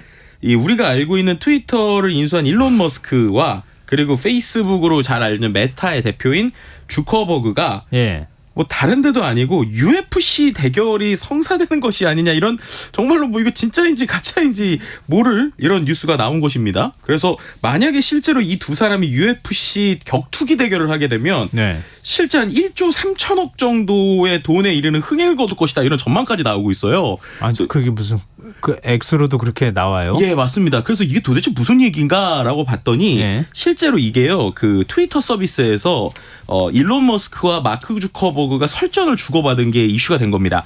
이게 뭐냐면 그 말씀드렸던 페이스북이었던 메타가 네. 이제 트위터의 대항마로 선보이려는 SNS 서비스인 스레드라고 하는 서비스가 있습니다. 스레드. 근데 이거에 대해서 이제 트위터 이용자가 이제 메타에서 만들 스레드가 트위터의 라이벌이 될까라고 일론 머스크한테 물어봤거든요. 그랬더니 일론 머스크가 또 트위터에서 답변을 잘하잖아요. 그래서 무서워 죽겠네 뭐 이렇게 댓글을 달았다고 해요. 그랬더니 이제 그거에 대해서 다른 이용자가 네. 마크 주커버그가 주짓수를 한다. 그렇기 때문에 조심해라라고 경고를 했다고 해요. 네. 그랬더니 일론 머스크가 갑자기 거기다가 나는 케이지 파이트, 그러니까 철장 안에서 싸움을 할 준비가 돼 있다. 이렇게 또 답변을 한 거예요. 그랬더니 그거를 본 아까 말씀드렸던 이 주커버그가 또 피하지 않고 인스타그램에다가 본인의 플랫폼이죠. 예. 위치를 보내라. 라고 한 겁니다. 그러니까 싸울 장소를 정하겠다라는 겁니다. 예. 그랬더니 또 일론 머스크가 진짜라면 해야지 우리 라스베가스 옥타곤에서 싸우자. 그러니까 이 정말 정확한 장소까지 얘기했다. CEO들이 정말 그런 얘기를 가짜가 아니라 진짜로 했다는 거예요. 그렇게 되니까 참 아이러니한 게 둘이서 계속 얘기를 하니까 일론 머스크의 어머니가 또 트위터를 합니다. 메이 머스크라는 이제 분인데 이분이 네. 22일에 SNS에다가 내가 이 둘의 싸움을 취소했다. 그들에게 말하진 않았지만 계속 취소됐다. 그러니까 싸움 붙이지 마라. 이렇게 얘기를 했다는 거예요. 그래서 아니 이 두 억만장자가 지금 뭐 하는 거냐 이런 식의 SNS에 얘기가 나왔는데 둘은 계속 진지하다 이렇게 되니까 뭐 경제지도 그렇고 실제로 이들이 UFC에서 붙으면 유료 시청료로만 이렇게 뭐 1조 이상이 될 거다 뭐 이런 얘기들도 나오고 있는 상황입니다. 근데 이 얘기를 왜 드렸냐면 이게 지금 이른바 그 이제 미국에서 IT 기업들에서 일로니제이션이라는 말이 지금 이슈가 되고 있대요. 네. 이게 일론 머스크화입니다. 예. 그러니까 뭐냐면 지금 실리콘밸리에 있는 수많은 젊은 IT 기업의 CEO들이 예. 일론 머스크의 스타일을 자꾸 베낀다는 거예요. 그러니까 뭔가 이슈를 해가지고 이슈 레이징을 해서 그 안에서 마케팅도 하고 막 이런 형태들이 나온다는 건데 예. 과연 이런 것들이 어디까지 갈까? 그리고 이런 움직임들을 좀 어떻게 봐야 될까 하는 좀 이런 좀 씁쓸한 상황들도 좀 같이 나오게 되는 것 같습니다. 청취자 임수성님께서요. 중이들의 싸움 이렇게 해주셨어요. 중이들이긴 한데 어디로 나와? 상당히 뭐 이게 이게 참 재산도 많고 이게 책임을 져야 되는 부분들이 참 이해할 수 없는 부분이 분명히 있는 것 같습니다. 그래서 남자들이 천하 안 든다는 얘기 듣나 봐요. 네. 네. 지금 기상특보 하나 또 들어와 있습니다. 조금 전엔 10시 45분 창원시, 산청군, 진주시, 사천시, 남원시 지역에 호우경보가 발효됐습니다. 지금 그 남부 지방 쪽으로 비가 많이 내리고 있는 것 같아요. 이 지역에 계신 분들은 침수 지역이나 산간, 계곡 등 위험 지역을 피해 주시고요. 기상 상황을 계속해서 예의주시해 주시기 바랍니다. 지금 걱정되네요. 네, 그러니까요. 네. 자, 다음 뉴스로 가볼까요? IT 분야에서도 나왔다면서요? 또 한 가지 키워드 유튜브라는 키워드가 있었는데요. 이게 요즘에 유튜브로 또 수익 내는 거 관심이 있으신 분들 많잖아요. 네. 이제 유튜브의 수익 창출 기준이 엄청나게 줄었다라는 겁니다. 기존에는 구독자 1,000명 이상 또 유효 시청 시간 이상이 3,000시간 이상 또 쇼트 그러니까 짧은 동영상 조회수가 300만 회가 넘어야지만 가능했거든요. 근데 이게 구독자 500명만 돼도 될 수 있게 이렇게 바뀌었다는 거예요. 네. 그래서 이제 제가 좀 잘못 말씀드렸는데 원래 쇼트 조회수 1,000만 회가 넘겼어야 되는 게 300만 회로 확 줄었고 구독자가 1,000명에서 500몇 명 있어도 됩니다. 그러니까 아주 이 그 수익화할 수 있는 게 많이 낮아진 건데요. 이게 한국, 미국, 영국, 캐나다, 대만에서만 먼저 적용이 됐어요. 네. 그래서 왜 그런가 했더니 이들한테 그 쇼핑을 붙일 수 있는 서비스를 제공해 준다는 겁니다. 그러니까 쉽게 말해서 유튜브 안에 네. 우리가 있는 쇼핑 탭이 생기고 라이브 커머스도 한다는 거예요. 예. 그러니까 그 얘기인즉슨 이제 유튜브가 단순히 컨텐츠뿐만 아니라 커머스까지도 노리고 있고 거기에서 수익이 나오면 크리에이터들에게 돌려준다라는 건데요. 이런 거를 이제 우리나라처럼 이커머스 강국들에서 먼저 시작을 하고 있는 움직임이거든요. 그래서 이게 과연 국내 IT 회사나 또 전 세계적인 이 커머스 기업들에게 또 어떤 영향을 미칠까에 대해서 좀 화제가 되고 있는 상황입니다.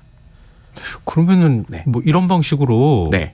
구독자가 많지 않아도 내가 뭐 상품을 판다거나 네네네. 뭐 홍보한다거나 이렇게 했을 때 소득이 많이 생길 수도 있다는 거예요. 네, 그러니까 말씀드린 것처럼 구독자가 500명이 넘어가면 본인이 만약에 쇼핑몰을 운영하고 있다. 그럼 네. 쇼핑몰을 유튜브에 붙일 수 있는 권한을 준다는 거예요.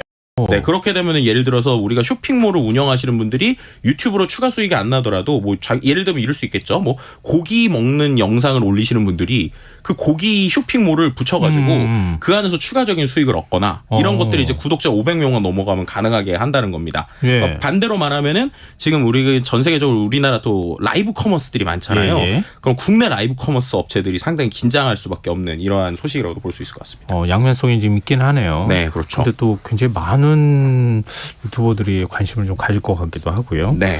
자, 3위 주제로 가볼까요? 네. 3위 주제는 두 가지 키워드이고요. 일단 예. 사회 분야입니다. 첫 번째는 킬러 문항이라는 키워드고요. 역시 계속 뜨거운 이슈죠. 네. 그래서 이거에 대해서는 과연 이 킬러 문항을 없앤다고 정말로 사교육 경감 효과가 있을 것이냐 뭐 이런 것들에 대한 좀 계속적인 댓글들이 뜨겁게 있는 상황이다. 라고 말씀드릴 수 있을 것 같고요. 네. 오히려 이제 사회 분야에서 킬러 문항만큼이나 뜨거웠던 키워드가 교육 분야 똑같은 교육 분야인데 나이스라고 하는 키워드입니다. 네네. 이게 이제 전국 학교에서 학생들 성적 관리하는 행정 시스템이죠. 근데 개편이 됐는데 오류가 계속되고 있어요. 그래서 일선 학교에서는 아예 기말고사 일정이 연기가 되는 혼란이 이어지고 있고요. 네. 이미 치는 수행평가 결과도 점수들이 막 뒤죽박죽 돼가지고 이거 영향 있는 거 아니냐 이런 얘기들도 나오고 있습니다. 근데 이런 거에 대해서 지금 특히나 교사분들이 상당히 분노하면서 댓글 쓰는 이유가 교육부에서 나오는 지침들이 쉽게 말하면 우리가 지금 시스템이 잘못됐으니 뭐 예를 들면 시험 문제가 유출되거나 보일 수 있으니 시험 문제 다시 내주세요. 뭔가 이런 식의 공문들이 계속 온다는 거예요. 네. 그러니까 이제 어떻게 보면은 교사들 입장에서는 그럼 시험 문제 안 내면 될 것 같은데요. 그러니까요. 이거 공문만 이렇게 내면 이거 오류가 낸 거에 대해서 사과를 하거나 명확하게 시스템에 대한 개선을 해야지 공문으로 책임을 전가하려고 하면 어떡하냐라고 하는 것들이 계속 지금 선생님들의 분노들이 상당히 SNS에 많이 올라오고 있고요. 그래서인지 이제 최근에 이제 이주호 부총리 겸 교육부 장관이 교육위원회 출석해가지고 뭐 네. 킬러 문항 없애겠다라고 얘기했던 거랑 나이스 오류에 대해서는 송구하다 이렇게 얘기를 했는데 사람들은 오히려 지금 킬러 문항도 중요하지만 나이스부터 좀 제대로 고쳐놔야 되는 거 아니냐라고 하는 의견들도 상당히 많이 올라오고 있습니다. 일선 교사들은 이거 못 쓰겠어요 이런 얘기까지 지금 하고 있네요. 그러니까요. 빨리 이제 오류를 좀 바로잡았으면 좋겠습니다. 자, 4위 주제는요? 4위 주제는 환경 분야의 무더위라는 키워드고요. 중국에 역대급 폭염이 지금 일어나고 있다는 겁니다. 3만 제곱킬로 이상의 가뭄 피해를 얻고 있고 최북단도 37도가 넘는 등 정말 그 어떻게 보면 역대 최악의 무더위가 이어지고 있다는 것인데요. 중국의 보도에 따르면은 이제 지난 25일 기준에서 전국에 4,504만 무, 그러니까 그게 약 3만 제곱킬로라고 해요. 이 무라고 하는 개념이. 예. 농경지가 가뭄 피해를 받고 또 20만 명, 가죽 76만 마리가 식순환을 겪고 있다. 뭐 이런 바로 이제 옆 나라의 이슈들이 들려오고 있어서 확실히 지금 전 세계적으로 이 기상 이변이 상당히 심각하구나라고 하는 걸 느낄 수 있는 것 같습니다. 네. 또 하나의 키워드는 러브버그라고 하는 키워드인데요. 이게 이제 그 생긴 모양 때문에 이제 러브버그라고 불리는 이름이 붙었는데 사람들이 볼 때 약간 조금 좀 징그럽게 생겼다 뭐 이렇게 얘기하고 있어요. 암수가 쌍으로 다니는 형태인데 이게 원래 우리나라에 있는 그 벌레가 아니거든요. 네. 근데 지금 계속 서울과 어디까지 퍼지니까 이거 왜 들어왔냐에 대한 논란이 얘기가 나오고 있는데 중요한 건 이제 너무 징그럽게 생겨서 좀 없애야지 않느냐라는 얘기가 있지만 역으로 이 러브버그가 지금 어떻게 보면은 우리에게 해를 끼치는 건 아니라고 해요. 그래서 오히려 이제 성체 꽃에 수분을 공급하는 등 오히려 좋은 부분이 있다. 그래서 좀 없애기보다는 함께 살아갈 수 있는 방법 고민해야 되는 거 아니냐 이런 전문가들의 이야기가 나오고도 있긴 합니다. 수분도 도와줘요? 네네. 벌도 하더라고요. 벌도 지금 개체수가 줄어가지고 난리인데 수분 도와준다고 하니까 이것도 전혀 뭐 우리가 해충으로 생각하면 안 되겠구나 이런 생각이 드네요. 그러니까요. 그래서 없애기보단 자연적으로 천적이 생겨나게 한다고 얘기하지만 어쨌든 보시는 분들 입장에서는 좀 징그럽게 생기다 보니까 그런 논란들이 많이 나오는 것 같습니다.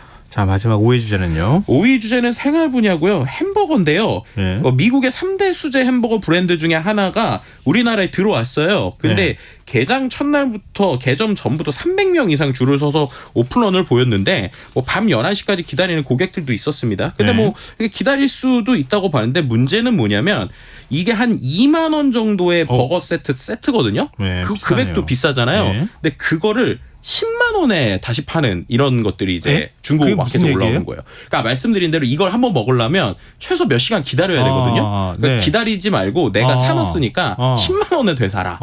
이런 이제 의견들도 올라오고 있다 보니까 과연 이런 것들이 이렇게 시간을 들여서 하는 것들이 이렇게 교환되냐 또 이렇게도 사는 사람이 있느냐 뭐 이런 식의 좀 설왕설래들이 또 SNS에서 좀 오가고 있는 상황입니다.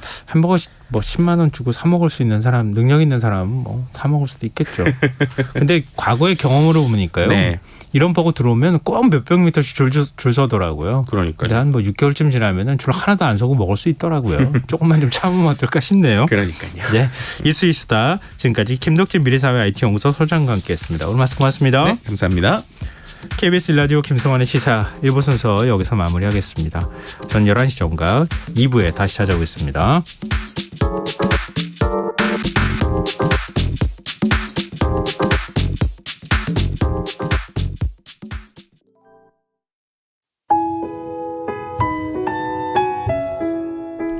청취자 여러분, 위기가정을 찾아주세요. 어려운 경제 상황 속에서 긴급한 경제적 지원이 필요한데도 복지 사각지대에 놓여 있어 아무런 지원도 받지 못하고 극한 상황으로 내몰리고 있는 위기가정이 늘고 있습니다. KBS 강태원 복지재단에서는 사회 안전망에서 벗어나 위기에 처해 있는 가정을 발굴해 긴급 지원하는 사업을 진행합니다. 여러분 주위에 스스로의 힘만으로는 도저히 일어설 수 없는 힘든 이웃이 혹시 있는지 찾아봐 주세요. 우리 사회의 건강한 구성원으로 신속히 복귀할 수 있도록 KBS 강태원 복지재단이 작은 힘을 보태겠습니다. 여러분의 제보 전화를 기다립니다.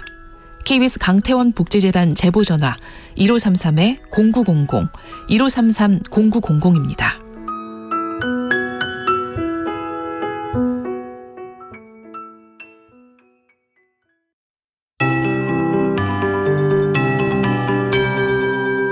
KBS 58분 날씨. 내일 중부지방은 가끔 구름 많겠고 남부지방은 흐리겠습니다. 현재 호우특보가 발효 중인 전라권과 경남 남해안, 제주도 산지에 강풍과 천둥 번개를 동반한 시간당 30에서 60, 그 밖에 경남권과 제주도는 시간당 10mm 내외의 비가 쏟아지고 있습니다. 내일 아침까지 예상 강우량은 전남권과 경남권 남해안, 오후까지 제주도에 30에서 150, 그 밖의 지역 20에서 100mm입니다. 또한 새벽부터 오후 사이 중부지방과 전라권 내륙, 경상권은 돌풍과 벼락을 동반한 5에서 40mm의 소나기가 오는 곳 있겠습니다. 내일 아침 최저기온 서울, 광주 22도 등 전국이 20에서 24도의 분포를 보이겠습니다. 낮 최고 기온은 서울 29도, 대구 32도 등 전국이 26에서 32도로 폭염주의보가 내려진 강원 남부 동해안과 경북권, 경남 내륙을 중심으로 최고 체감온도 33도 이상으로 올라 무덥겠습니다. 특히 오늘 밤부터 모레 아침 사이 열대야가 나타나는 곳도 있겠습니다. 건강관리 잘해주시기 바랍니다. 바다의 물결 동해 먼바다를 중심으로 3.5m까지 높게 일겠습니다. 서울 현재 기온 25.6도, 습도 73%, KBS 58분 날씨 박성준입니다.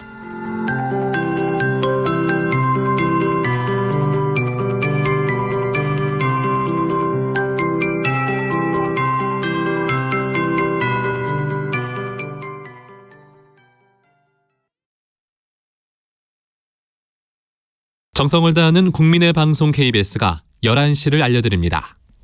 AM 711kHz, FM 97.3MHz, KBS 1라디오입니다. HLKA.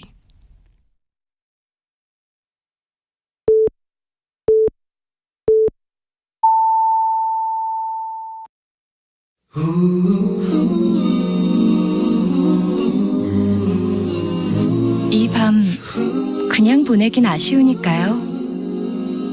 당신의 하루의 끝까지 야무지게 채워드립니다. 당신의 지식 충전소 김성환의 시사야.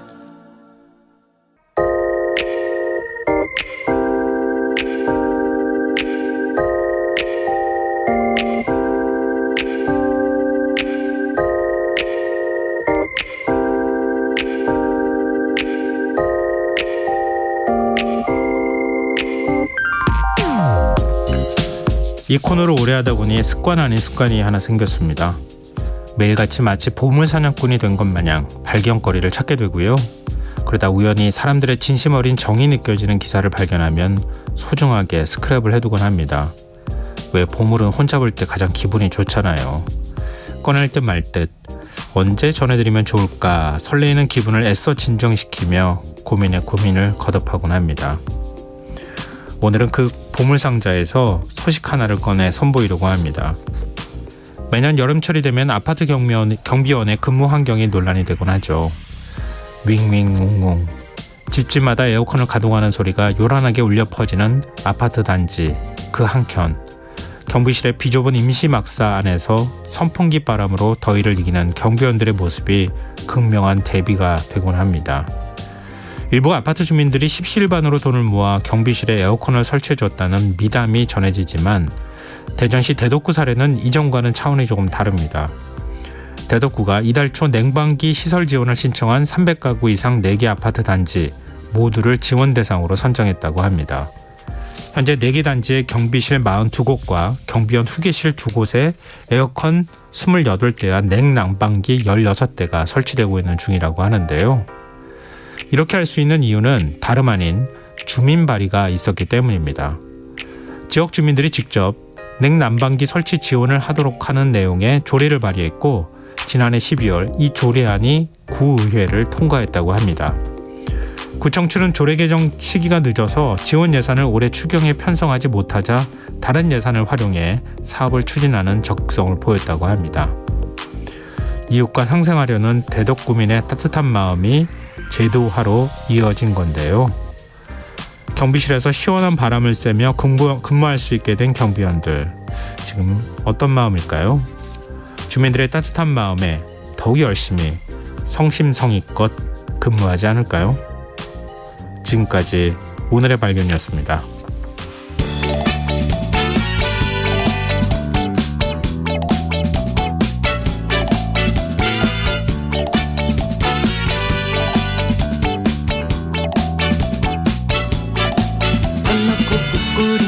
설탕은 은근한 불 서서히 졸인다 졸인다 빙수용 미생얼음 냉동실 안에 꽁꽁 단단히 얼린다 얼린다 부르츠 칵테일에 국물은 따라내고 과일만 건진다 건진다 체리는 꼭지체리 체리는 꼭지체리 깨끗이 씻는다 씻는다 팥빙수 팥빙수 난 좋아 열나 좋아야 팥빙수 팥빙수 여름엔 왔다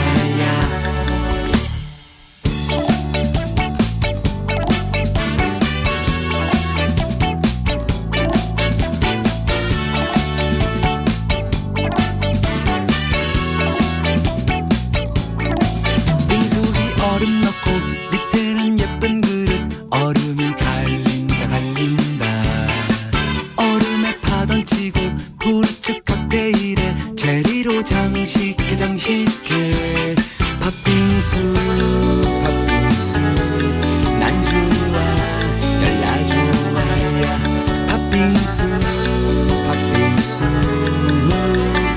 여름엔 이게 왔다 주의사항 팥 졸일 때 설탕은 충분히 찰떡 젤리 크림 연유 빠지면 섭섭해 빙수기 얼음 넣고 밑에는 예쁜 그릇 얼음이 갈린다 갈린다 얼음에 팥 얹히고 포르츠 칵테일에 체리로 장식해 장식해 팥빙수 팥빙수 난 좋아 열나 좋아야 팥빙수 팥빙수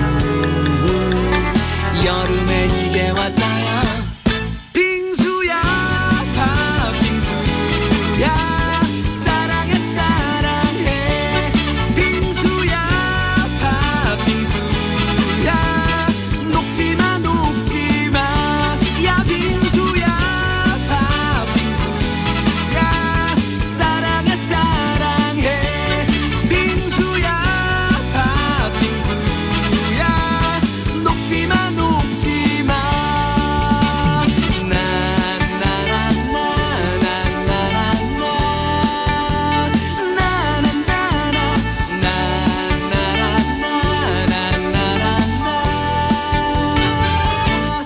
빙수야 팥빙수야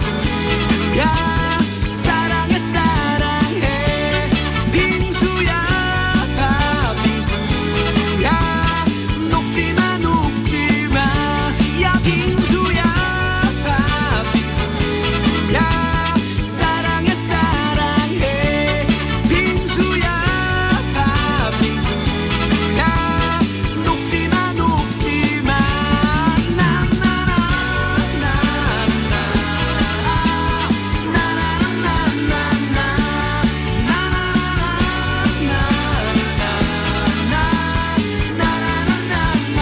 녹지마 빙수야 팥빙수야 사랑해 사랑해 빙수야 팥빙수야 녹지마 녹지마 빙수야 팥빙수야 사랑해 사랑해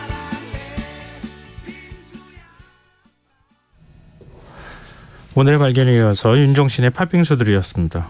팥빙수 안 먹은 지 정말 오래된 것 같은데 먹고 싶네요. 김성원의 시사는 언제나 청취자 여러분의 관심과 참여 기다립니다. 오늘도 방송 내용과 관련한 다양한 의견 받고 있으니까요. 많이 보내주시기 바랍니다. 휴대전화 뒷자리 3866 쓰시는 청취자분께서 기초 위에 무용론이 나오는 마당에 대덕구 주민들과 구의회에 박수를 보냅니다. 다 같이 사는 세상, 조그마한 관심이 세상을 아름답게 할 것 같습니다. 이렇게 문자를 주셨어요. 위에 많은 분들이 경비원분들 시원한 여름 보내세요. 너무 좋습니다. 뭐 이런 의견도 보내주고 계시네요. 그리고 오늘 제가 그 소식 전해드리는 중간중간에 기상특보 전해드렸잖아요. 지금 위성사진 보니까요. 전남, 전북 있는 데까지 특히 남해안 지역 쪽으로 좀 거의 폭우가 내리고 있는 모양입니다. 거의 파란색으로 지금 색깔이 나오고 있는 상황인데요. 김동환님께서 여기는 전북 남원입니다. 지금 하늘이 뚫렸나 봅니다. 비가 무지막지하게 퍼붓습니다. 다들 저녁 안전하게 주무시길 바랍니다. 천둥의 번개 장난이 아닙니다. 이렇게 문자 주셨고요. 아까는 또 김동환님께서 8614님께서 광주 도로 여러 곳이 물에 많이 있으니까 조심 운전하라고 무지막지하게 인정사정 없이 비가 내리고 있는 중이라고 소식을 전해주시기도 하셨어요. 실제로 지금 방금 전인데요. 11시 6분을 기해서 하동군 순천시 광양시에도 호우경보가 지금 발효됐습니다. 다시 한번 말씀드리면 하동군 순천시 광양시에도 호우경보가 발효됐습니다. 다들 조심하셔야 될 것 같습니다. 지금 조금 물이 주변에 있거나 천둥번개도 좀 치고 있는 상황이니까요. 위험한 지역에 계시는 분들은 대피하셨으면 좋겠습니다. 그리고 기상 상황에 귀 기울이셨으면 좋겠습니다. 네. 또 이렇게 기상 상황이나 이런 것들 저희들한테 피해 상황이 있거나 이런 것들 알려주시면 저희가 또 청취자분들과 공유하도록 하겠습니다. 문자 주시는 가운데 저희가 추첨해서 당첨자분들께 모바일 쿠폰 선물로 드리겠습니다. 참여하신 문자 번호는 샵9730이고요. 짧은 문자 50원, 긴 문자는 100원의 정보 이용료가 부과됩니다. 콩 게시판 KBS 1라디오 유튜브 채널을 통해서도 또 무료로 참여하실 수 있습니다. KBS 1라디오 김성환의 시사회와 함께하고 계신 지금 시각은 11시 9분입니다.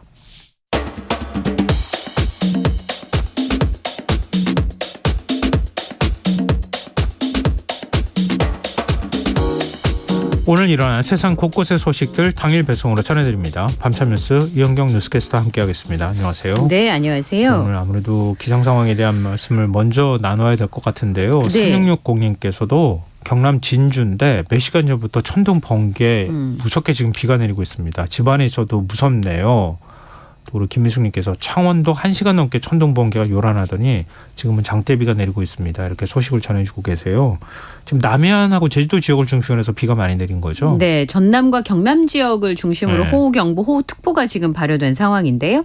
10시를 기준으로 했을 때 전라권과 경남 남해안, 제주도 산지에 호우특보가 발효돼서 시간당 30에서 60mm의 매우 강한 비가 내리고 있습니다. 네. 지금까지 누적 강수량을 좀 살펴보면 10시까지의 집계입니다. 한평이 127mm, 오늘 하루 동안만 이렇게 내린 거예요. 예. 무안이 83.5mm, 광주 강산이 75mm의 비가 내렸고요. 남해에도 103.4mm, 그리고 삼천포, 사천 지방에도 60.5mm, 거제가 54mm의 많은 비가 내렸습니다. 지금 현재 전라남도 나주, 담양, 곡성, 구례, 장성, 화순, 무안, 한평, 전라북도의 순창, 남원, 경상남도의 창원, 진주, 산청, 사천, 고성, 남해, 광주에 지금 호우 경보가 내려져 있고요. 예. 전라남도의 고흥, 보성, 여수를 비롯한 지역과 전라북도의 고창, 장수를 비롯한 지역, 그리고 경상남도의 양산, 김해, 의령, 함안 등에 지금 제주, 부산까지 호우주의보가 내려져 있는 상황입니다. 지금 호우주의보가 내려져 있는 지역이 시간당 30에서 40mm 이상의 비가 지금 내리고 있는 상황이고요. 네. 앞으로는 150mm 이상의 비가 더 많이 내릴 것으로 많이 예상이 내리네요. 되는 상황인데요. 예. 지금 전남과 경남 지역의 산사태 위기경보가 상향 조정이 됐습니다. 10시를 기해서 기존의 관심 단계에서 주의 단계로 올라가게 돼 있는데요. 주말에도 사실 광주 지역은 비가 많이 왔어요. 예. 물이 안 내려가서 예. 일부 피해가 본 지역도 있었는데 계속 비가 내리다 보니까 내일 아침까지도 많은 비가 예상되는 상황이어서 산사태 경보가 지금 상향 조정됐기 때문에 지금 비가 많이 내리신다니까 점검하시란 말씀도 못 드리겠고 살펴보실 수 있는 부분은 좀 살펴보셨으면 좋겠습니다. 그리고 침수 피해를 입은 지역의 한평 쪽에도 학교면한 주택 침수 피해를 입었고요. 네. 여수의 돌산읍 한 상가 앞에 도로가 물에 잠기면서 배수 작업을 지금 진행하고 있습니다. 광주에는 광주공항에 천둥 번개를 동반한 거센 비가 내리면서 여객기의 수화물 하차 작업이 지연이 돼서 승객들이 지금 불편을 겪고 있는 상황이고요. 제주에서 승객들을 데우고 출발을 했습니다만 공항에 도착하자마자 이제 비가 많이 내리다 보니까 활주로 위로 천둥 번개로 인한 감전 위험 등으로 수화물 하차 작업이 지금 지연이 되고 있는 상황입니다. 지난번에도 낙뢰 맞아가지고 네, 그랬죠. 사망하는 사고가 있었잖아요. 네. 좀 조심하셔야겠는데요. 그리고 청취자분들이 문자 보내신 거하고 거의 지금 일치하는 네. 것 같아요. 기상 상황이. 근데 지금 원래는 전국적으로 장마에 들어갔다고 얘기를 하는데 네. 그렇지도 않은 것 같아요. 제가 보니까. 지금 수도권이나 중부지방 위쪽으로는 비가 별로 안 내리잖아요. 네. 오늘 제가 이제 부산에 친정에 전화를 했더니 하루 종일 비가 온다고 엄마가 그러시더라고요. 근데 저는 또 하루 종일 더웠거든요. 그러게요. 정체전선이 남쪽으로 내려가면서 더위가 시작이 됐습니다. 오늘 강원 동해안과 영남 지역에는 폭염주의보가 내려서 강릉의 낮 기온이 33도까지 올라갔고요. 대구 32도 등 폭염주의보가 내려져서 체감 기온이 33도를 넘어선 곳도 있었습니다. 그리고 제주에는 지금 올해 첫 열대야가 나타나서 간밤에 최저 기온이 26.4도를 기록했는데 갑자기 또 이렇게 비가 많이 오는 그런 상황입니다. 내일 아침까지 남해안을 중심으로 강한 장맛비가 계속 내릴 것으로 예상이 되고요. 네. 지형의 공기 자체가 지금 굉장히 불안정한 상황이기 때문에 말씀하신 것처럼 소나기가 오는 곳이 있겠습니다. 남해안과 제주도에는 앞으로 100mm 안팎의 비가 더 쏟아질 것으로 보이고 새벽에 가장 강한 비가 내릴 것으로 예상이 됩니다. 그 밖에 전국은 5에서 40mm의 소나기가 예상되는데요. 특히나 좁은 지역에 강한 비가 내리기 때문에 지역의 특성상 강수량의 차이가 굉장히 클 것으로 예상을 하고 있습니다. 내일 서울의 낮 기온은 29도, 전주는 31도, 대구는 32도와 오늘처럼 비슷한 날씨를 보이겠고요. 모레 목요일에는 다시 전국적으로 장맛비가 내릴 것으로 보입니다. 중부지방은 금요일 낮에 그칠 것으로 보이고 남부지방은 토요일까지도 이 비가 이어질 것으로 예상하고 있습니다. 남부지방에 비가 많이 내리네요. 네. 대비 좀 철저히 하셔야 될 것 같습니다. 네.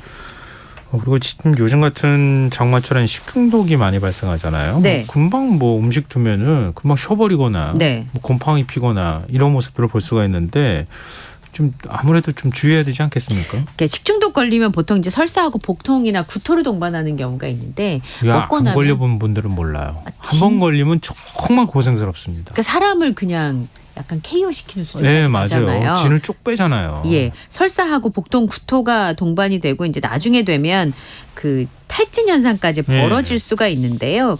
근데 보통은 이제 식중독균에 오염된 음식을 대여섯 시간 정도 그러니까 섭취하고 대여섯 시간 정도면 증상이 나타나는데 2, 3일 후에 나타나는 경우도 있다고 합니다.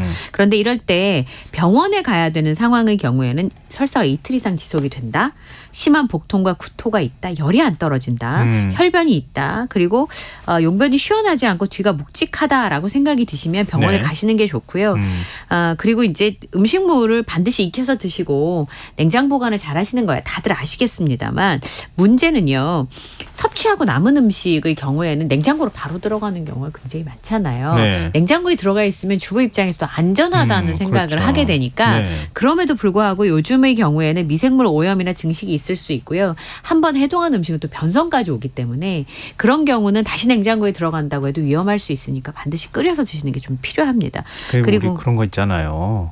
최근에 이제 물가 많이 올랐을 때 냉장고 파먹기 한다 그랬었잖아요. 네. 당분간 냉장고를 파먹어야 돼요. 네. 왜냐하면 냉장고에 뭐가 꽉꽉 들이차 있는데 뭐가 있는지 몰라요. 그러다 보면 나중에 꺼내보면 곰팡이 막 잔뜩 펴있고 그렇거든요. 예, 그런 상황인데 예를 들어서 꺼내서 해동해서 드셨어요. 네. 근데 남았어요. 네. 도로 냉장고 들어가면 안 되는 상황인 거죠. 특히나 요즘처럼 이제 이렇게 습도가 높은 상황인데다가 그쵸. 예를 들어 침수 피해가 입으면 채소나 이런 것들도 충분히 오염됐을 수 있는 가능성들이 있거든요. 그러니까 이럴 때는 생으로 된 거 드시지 마시고 가능하면 익혀서 드시는 음식으로 드시면 좋을 것 같습니다. 그리고 이제 유통기한이 남았더라도 아유 유통기한 이건 괜찮은 거래 먹는 데는 지장 없대 그러면서 이제 드시는 경우가 많은데 네. 이런 경우에는 일주일 이내 섭취를 하시는 게 좋을 것 같고요. 그리고 설사 먹게 하려고 지사제 드시는 경우가 있는데 이것도 병원에 처방받고 드시는 게 좋다고 합니다. 의사 처방이 없이 이걸 복용하는 경우에 나쁜 균이 설사라고 하는 게 몸 밖으로 나가게 하는 작용인데 그쵸. 지사제를 먹어서 이렇게 멈추게 하는 경우가 오히려 나쁠 수도 있다고 하니까 네네. 반드시 병원을 찾으셔서 처방받으신 다음에 약을 복용하시는 게 필요하겠습니다. 네.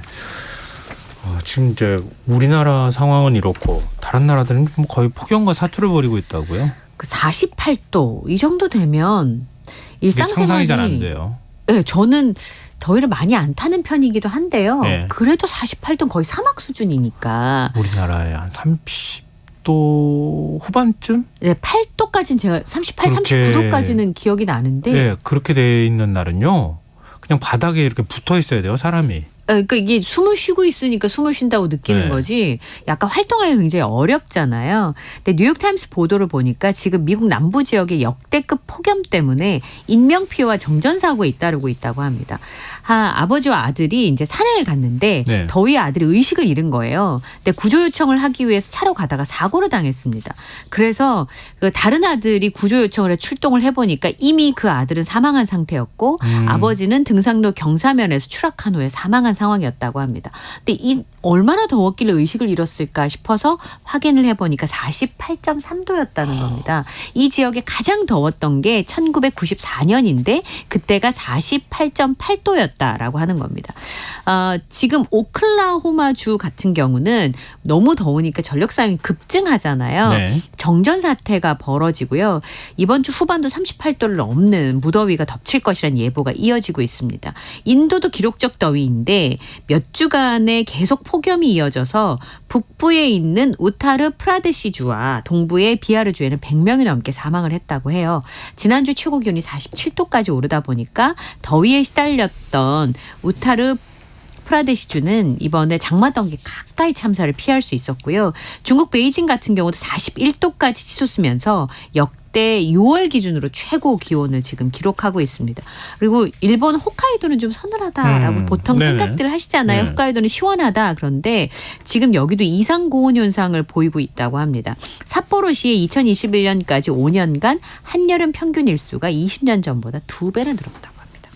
그렇군요. 오늘 제가 만난 사람이 홋카이도 간다고 막 자랑을 하던데 제 주변에도요? 여름에 가면 시원할 것 같다고 그러니까요. 하는 얘기고 취소해야 될 것 같은데요. 예. 어떡하죠? 자, 다음 뉴스로 넘어가 보겠습니다. 농심이 13년 만에 신라면하고 새우깡 가격을 인하하기로 결정했네요. 네, 신라면이 지금 1,000원에 팔리고 있거든요. 근데 그거를 50원 깎아서 봉지라면이 950원, 새우깡이 1,500원입니다. 이거 묶음으로 사시니까 계단 가격 모르시는 분들 많이 계실 텐데요. 1,500원 새우깡이 1,400원으로 조정이 될 것으로 보입니다. 이 신라면 가격을 인하하는 거는 이명박 정부 때인 2010년 이후에 13년 만의 일인데요. 제분회사로부터 이제 밀가루 가격이 조금 내려가면서 네. 오는 7월부터 5% 인하될 예정이어서 비용 절감액이 한 80억 수준인데 이번 가격 인하로 뭐 소비자들에게는 200억 원 정도의 혜택이 돌아갈 것이다 이렇게 설명을 했습니다.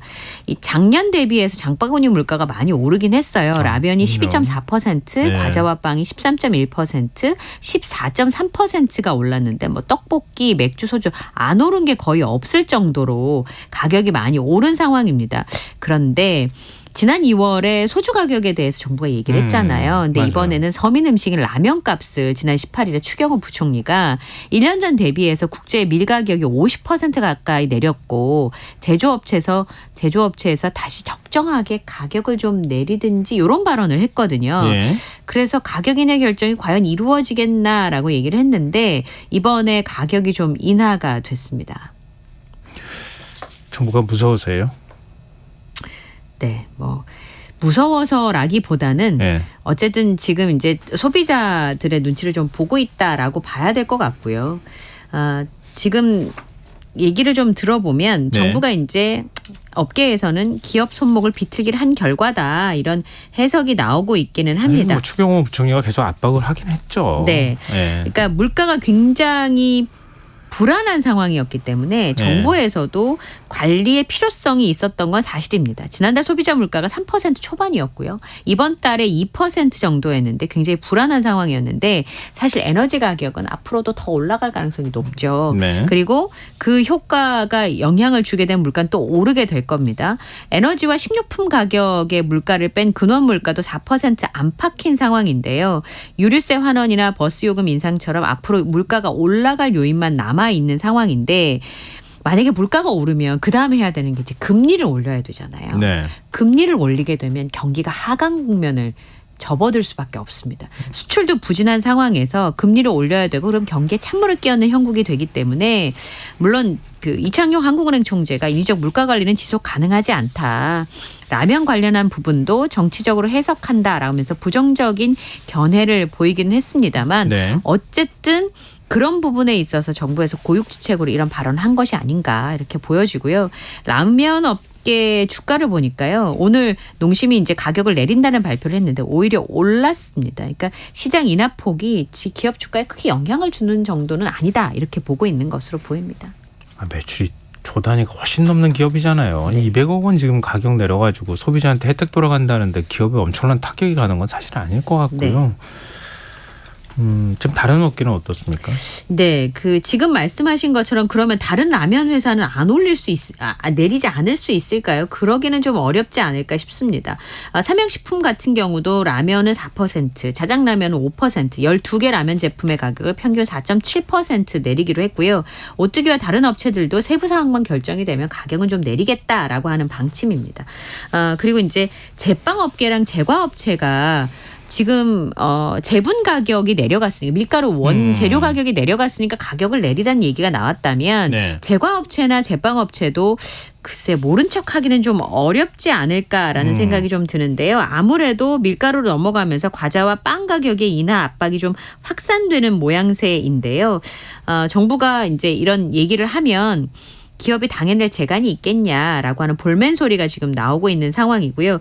여기서 그치지 않고 업계는 다음 타깃은 누구인가 뭐 소주란 얘기도 나오고 있고요. 뭐 그런 얘기들이 나오고 있는 상황인데 예전에도 한번 라면 가격을 내린 적이 있었습니다. 네. 아주 잠깐이긴 합니다만 어쨌든 밀 가격이 안정이 되면서 가격을 좀 내리라고 하는데 보통 올라갈 때보다 한 절반 수준으로 내리긴 하죠. 글쎄요. 사실 저는 그런 생각도 들더라고요. 청취자분들도 문자 주시기도 하고 그랬는데 빵 가격 오르니까 가격은 안 올리고 빵 크기 줄였더라. 네. 뭐 이렇게 얘기하는데 그러면 가격은 내리고 빵 가격도 더 작아지는 거 아닐까 하는 생각이 들고 빵 크기도 더 작아지는 거 아닐까 하는 생각이 드는데 요즘에 빵 기업들이 가격은 진짜 많이 느껴요. 가보면 정말 많이 올랐구나. 근데 라면하고 뭐 아까 새우깡 얘기했지만 라면하고 새우깡만 내리고 다른 건 올리거나 양을 줄이거나 뭐 기업들은 굉장히 쓸 수 있는 수단이 많은데 진짜 진심으로 원가가 인하돼서 네. 이런 가격을 내리는 건지 다른 꼼수는 없는 건지 진짜 내릴 거면 정부가 확실하게 점검했으면 좋겠습니다. 서민들을 위해서. 근데 굉장히 저렴한 가격으로 분식 파시는 분들은 도대체 어떻게 가게를 운영하시나 싶은 생각이 들어요. 이런 대기업들은 말이에요. 말씀하신 것처럼 쓸 수 있는 수단이 많지만 네, 말이죠. 맞아요. 예. 자, 지금 여러분께서는 KBS 라디오 김성환의 시사와 함께하고 계십니다. 자, 밤잠수 계속 이어가겠습니다. 내일부터 나이가 한 살 혹시 줄어드시나요? 2살 줄어드시나요? 전 2살 줄어듭니다. 아, 다행이네요. 예. 1살 줄어드는 사람도 있고 2살 줄어드는 사람도 있고 그렇더라고요. 예. 내일부터 이제 만나이 통일법이 시행이 됩니다. 1살 혹은 2살이 이제 줄어들게 되는데요. 만나이 계산은 현재 연도에서 출생 연도를 빼시고요. 생일이 지나면 그대로, 생일이 안 지나면 1년을 더 빼서 계산을 하게 됩니다. 특별한 얘기가 없으면 모든 법률상 규정에 나오는 나이는 다 만나이로 계산이 된다는 겁니다. 법령 계약 공문에 기재되는 나이는 다 만나이로 쓰게 되는데요. 예를 들어서 1983년생에 7월 1일이 생일이신 분은 세는 나이로 하면 41살이지만 만 나이로 하면 생일이 안 지났기 때문에 39살이 됩니다. 그러니까 2살이 어려져서 이분은 40대에서 30대로 내려가는 드라마틱한 효과가 있게 됩니다. 그동안 만 나이 때문에 굉장히 여러모로 불편한 점이 있었죠. 예를 들어 아이 같은 경우 약을 먹일 때 그 복용량이 적혀져 있는데 이게 만 나이로 하라는 건지 연 나이로 하라는 건지 한국 나이로 하라는 건지 이제 그게 헷갈렸던 부분들이 있었다면 이렇게 하면서 이제 분쟁이 좀 줄어드는 효과가 있을 것으로 보이고요. 연령 그 연금 수령 연령이나 또 제도 혜택 연령을 적용할 때 세는 나이하고 만 나이 때문에 분쟁이 많이 있었는데 이런 부분도 혼란이 좀 줄어들게 되지 않을까 기대하고 있습니다. 근데 만 나이가 적용되지 않는 사례가 있다고요? 예, 예를 들어서 병역법에 병역 의무자로 등재되는 나이를 18세, 그 검사 시행 나이를 19세로 정하고 그 연령이 되는 해에 1월 1일부터라고 명시돼 있으면 뭐 생일까지 고려하면 굉장히 불편해지는 거예요. 근데 여기 명시가 돼 있잖아요. 그 연령이 되는 해에 1월 1일 이렇게 돼 있기 때문에 이런 건 달라지지 않습니다. 학교 입학하는 경우에도 지금처럼 입학을 해서 입학 시점에 만 6세와 7세가 섞여 있게 되는 상황인데요. 그리고 이제 그 청소년 연령도 달라지지 않습니다. 현재 연나이가 기준인데요. 이에 따라서 주류와 담배 구매 관련 연령이 변화되지 않을까 하실 수도 있는데 이건 안 달라집니다. 그래서 2023년을 기준으로 2004년생은 술, 담배를 구입하실 수 있고요. 내년에는 2005년생도 구입을 할 수가 있다고 합니다. 지금 조금 보셔야 되는 것 중에 하나가 금융인데요. 보험 나이가 있습니다. 보험 나이는요. 보험 계약일로부터 생일로부터 6개월이 지나지 않으면 만 나이. 생일로부터 6개월이 지났으면 한 살 더하는 방식으로 계산을 하고 있거든요. 복잡한데요. 예, 요거는 안 바뀝니다. 그러니까 확인을 한번 해보셔야 될 것 같고요. 이게 이제 혜택을 받는 나이가 연령이 정해져 있는 경우가 있으니까 요거는 직접 한번 확인을 해보시면 좋을 것 같습니다. 그 다음에 영상물 등급 있잖아요. OTT나 이런 거 시청 가능 연령을 하는데 지금도 만 나이를 적용하고 있기 때문에 이것도 별로 달라지는 게 없습니다. 또 뒤에 이런 걸 얘기를 하시니까 또 갑자기 머리가 막 헝클어지는 느낌인데요. 네.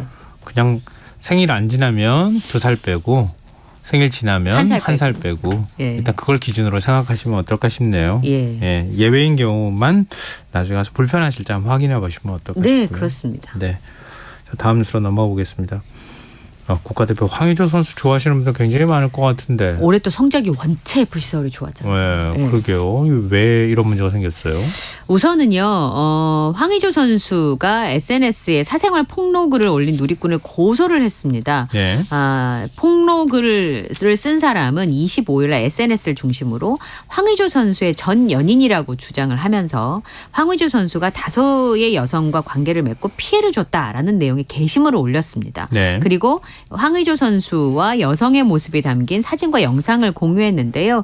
우선 자신의 SNS를 지금 황의조 선수는 비공개 처리한 상황이고 폭로글 자체도 비공개로 전환이 됐습니다.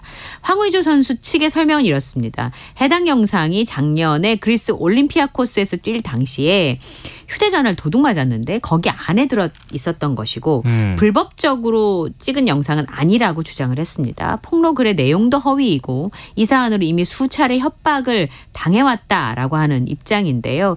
SNS를 통해서 2차 피해에 대한 법적 조치도 지금 예고를 한 상황이고요. 이 폭로글을 올린 누리꾼을 고소한 상황입니다. 이른바 엠번번 방지법이 국회를 네. 통과했잖아요. 그럼 이런 경우에 어떻게 되는 거예요? 유포시키는 건 당연히 불법일 거고요. 예. 해당 영상을 보기만 하셔도 처벌 대상이 될 수가 그래요? 있습니다. 네. 지난 2020년 5월에 성폭력 처벌법 개정으로 카메라 등을 이용한 촬영에 관한 처벌 조항이 강화가 돼서 불법 촬영물을 소지, 구입, 저장, 시청한 경우에도 3년 이하의 징역 또는 3천만 원 이하의 벌금에 처해질 수 있습니다. 유포전 당연히 처벌 대상이죠. 네. 공공연하게 전시 상영, 촬영 대상자의 동의를 얻지 않고 배포할 경우엔 7년 이하의 징역 또는 5천만 원 이하의 벌금에 처하도록 규정이 돼 있습니다. 상습적으로 하면 가중처벌을 받을 수가 있으니까요. 우선 보는 것 자체도 처벌되실 수 있으니까 지금 인터넷에요. 이거 판매한다는 사람도 있거든요. 예, 그렇다고 정말 하더라고요. 주의하셔야 될 것 같고요. 예. 그리고 만약에 황의조 선수도 상대방의 동의를 구하지 않고 불법 촬영한 촬영물이라면 황의조 선수도 처벌을 피할 수가 없다고 합니다. 그렇군요. 그렇죠. 그러니까 합의하에 촬영했다 하더라도 본인이 유포하면 안 되는 거고 네. 불법으로 촬영하면 당연히 처벌받는 네, 거고. 그렇습니다. 이런 건 사회적 인식이 좀 우리가 바뀌어야 될 것 같습니다. 네. 자, 오늘 여기까지 하겠습니다. 지금까지 이영경 뉴스캐스터와 함께했습니다. 고맙습니다. 감사합니다.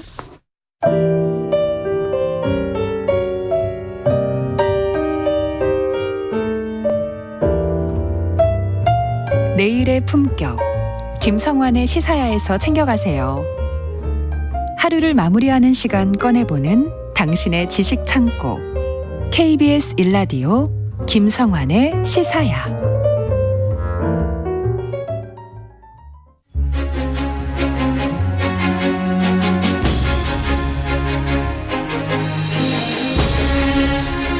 지금 서울대 박물관에서는 몽천토성 발굴 40주년을 기념하는 특별전이 열리고 있다고 합니다.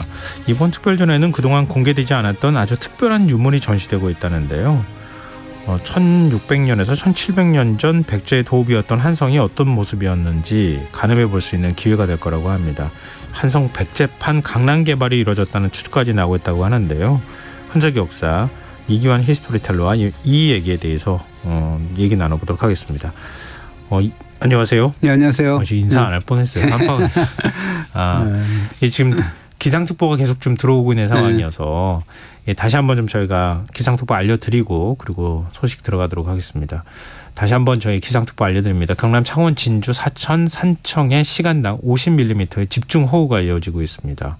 이 지역에 계신 분들 침수에 주의해 주시기 바랍니다. 갑자기 또 비가 이렇게 남부 지역을 중심으로 폭우가 쏟아진다는 소식이 계속 서울은 지금 안 내리고 있던데요. 네, 그러게 말입니다.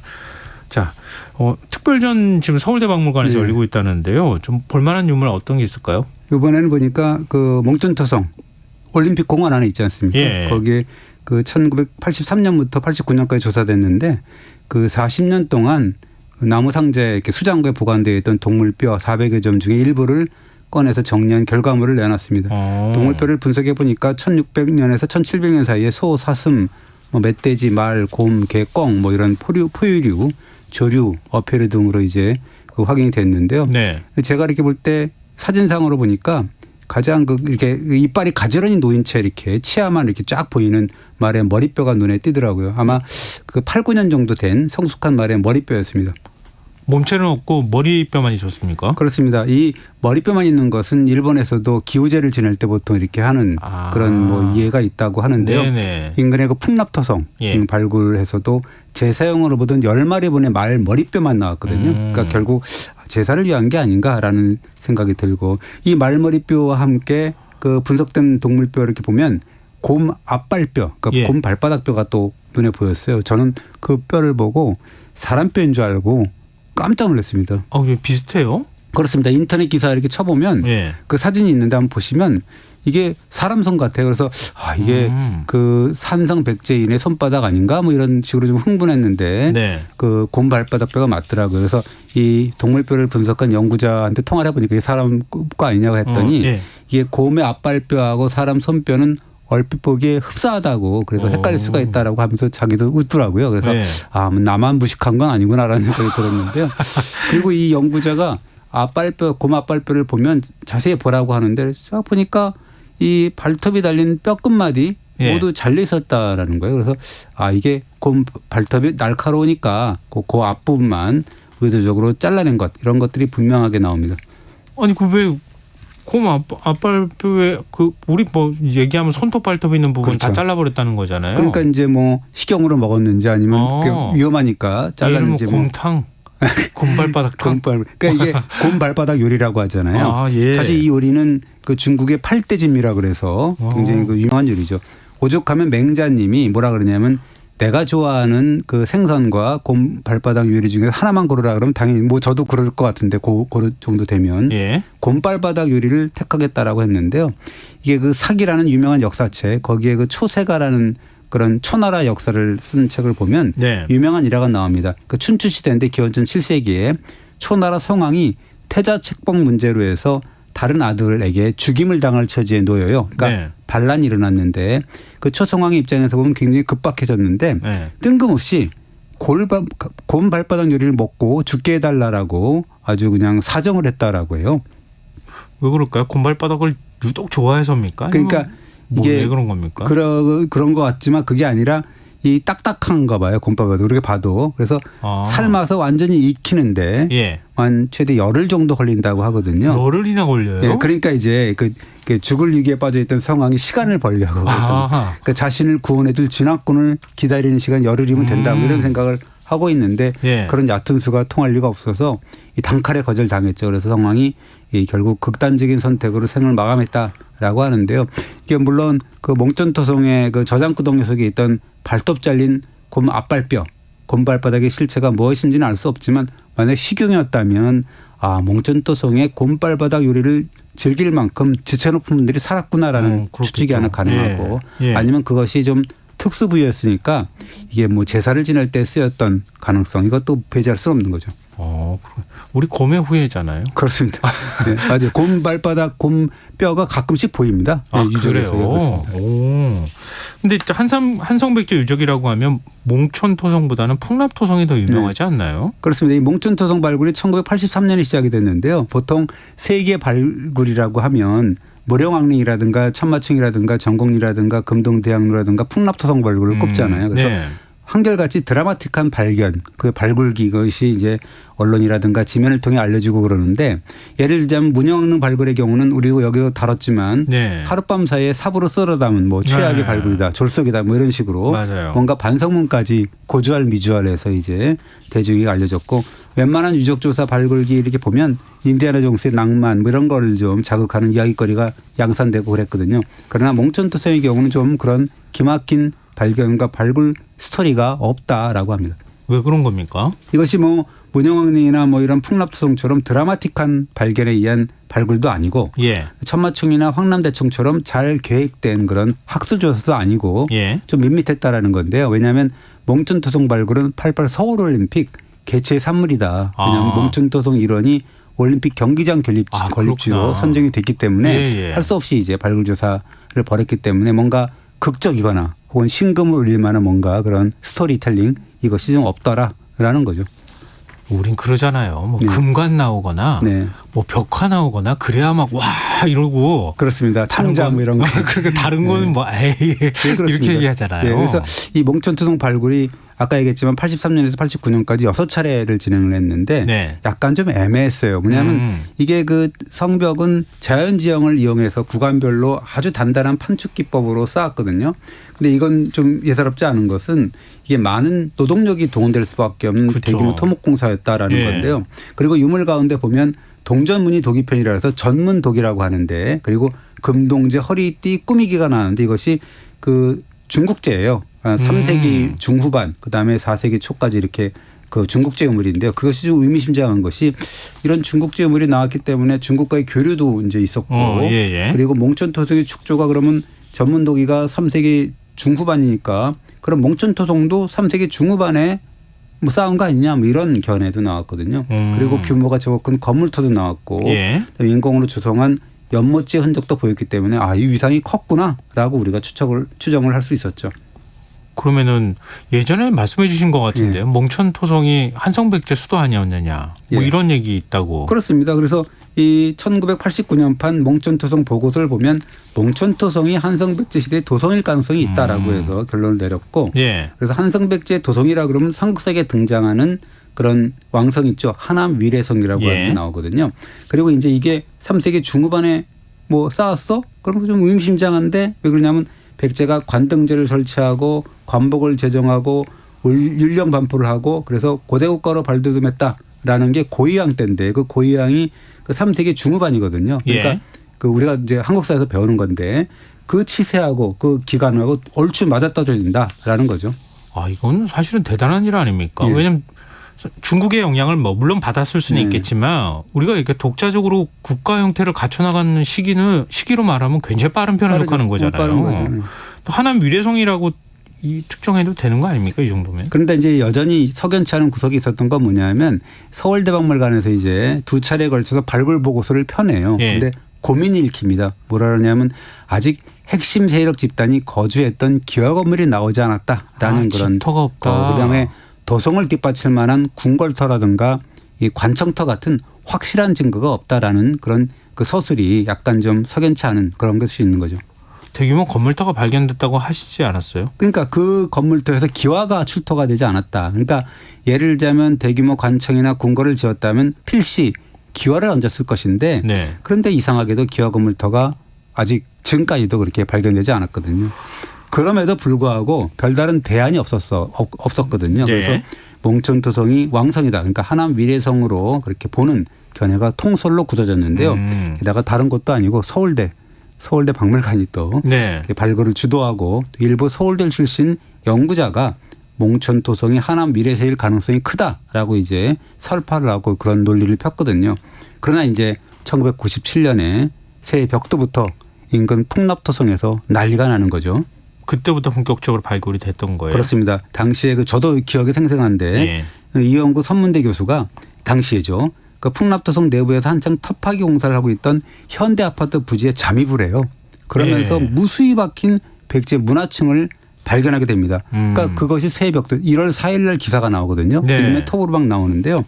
난리가 났죠. 그래서 이제 본격 발굴이 시작되고 그러면서 경천동지열 유구와 유물들이 계속 쏟아졌죠. 그래서 특히 왕국리로 추정되었던 경당 연립주택 지구에서는 집자리, 제사 관련 대형 건물터 이런 것들하고 전돌, 초대형 항아리, 중국제 조자기, 중국 동전 그리고 아까 얘기했던 말머리뼈 10마리 그런 식으로 해서 국가 주도의 제사가 지내졌던 그런 것들이 500상자 분량이 넘는 유물이 쏟아져 나왔죠. 몽촌토성에서 안 나오는 게 풍납토성에서 확 쏟아진 거잖아요. 그래서 대반전이 일어났는데 그리고 이 성벽을 보니까 그 판축 기법 그러니까 흙을 막 다져가지고 판을 짜가지고 막 다져가지고 막 공이로 해가지고 송곳도 안 들어갈 정도로 다졌거든요. 그런 판축 기법으로 쌓은 성벽이 폭이 한 43m가 넘고 그다음에 남아있는 높이만 해도 11m 그러니까 그것이 더 높다만 15m까지 가는 정말로 대단한 토성이라는 걸 새삼스럽게 확인을 했죠. 그래서 자연스럽게 풍납토성이 이제 한성백제 왕성인 하남 위례설 가능성이 확 부각이 됐죠. 그 몽촌토성은 하남 위례성이 아닐 가능성이 확 또 대신 높아졌겠네요. 그 통솔이 무너지게 되죠. 그래서 네. 저는 그때 취재했던 일이 지금도 기억에 생생한데 풍납토성을 취재하면서 깜짝 놀라서 이제 취재를 하는데 어느 교수한테 전화를 해가지고 이영구 교수님이 이렇게 얘기를 하던데요라고 했더니 그 교수가 뭐라 했냐면 이영구가 누구죠 이러더라고요. 그래서 한마디로 무시한 건데요. 네. 지금도 그게 그쵸, 생생해요. 그쵸. 어떻게 그렇게 할 수가 있지라는 생각이 드는데 그러니까 그러면서 이제 하나미래성이 풍납토성 견해가 막 급부상하게 되니까 몽촌토성 통솔파가 있잖아요. 그동안에 예. 거센 반격에 나섰습니다. 그래서 이 국립문화재연구소가 이 사람들이 국립문화재연구소가 풍납토성 성벽을 발굴하면서 자연 채방에 불과한 것을 성벽으로 둔갑시켰다라고 공격을 하고 그리고 인공 성벽이 아니라 홍수와 같은 자연현상으로 저절로 형성된 흔적이지 이게 무슨 성벽이냐라고 서벽 같은 그런 그 발굴 보고를 그런 식으로 폄훼를 하더라고요. 당시 기억이 굉장히 강렬하게 남으셨나 봐요. 그렇습니다. 그래서 이런 기억들을 지금도 나는데 그래서 이런 몽촌토성파의 강변 이거는 이제 하루가 다르게 쏟아지는 풍납토성의 발굴 성과가 이렇게 나오니까 네. 급격하게 힘을 잃었는데 저는 지금도 그런 생각을 해봅니다. 요 관련해서 네. 역사 고고학 이런 여기에서 쾌도난마라는 분들이 있어요. 네. 그러니까 뭐냐면 자기 주장을 단칼로 이건 맞아 이거야 저거야라는 네. 예를 들면 그런 분들이 있는데 예. 살아보지도 않고 어떻게 1000년이나 2000년 전의 역사를 자기 마음대로 이렇게 내 말만 옳다 하고 딱 잘라서 이렇게 쾌도난마처럼 얘기할 수가 있는 거냐. 말도 안 되는 얘기다. 그리고 토기나 이런 양식이나 제작 기법을 보고 이 사람은 여기는 뭐 예를 들면 310년의 거야. 320년 거야. 이렇게 딱 절개를 하거든요. 그건 자기가 권위가 있다고 생각할 때 그러는 거 모르겠습니다. 아니에요? 그래서 그런 사람들 보면 그런 말을 해주고 싶습니다. 당신이 살아봤어? 라고요. 맞아요.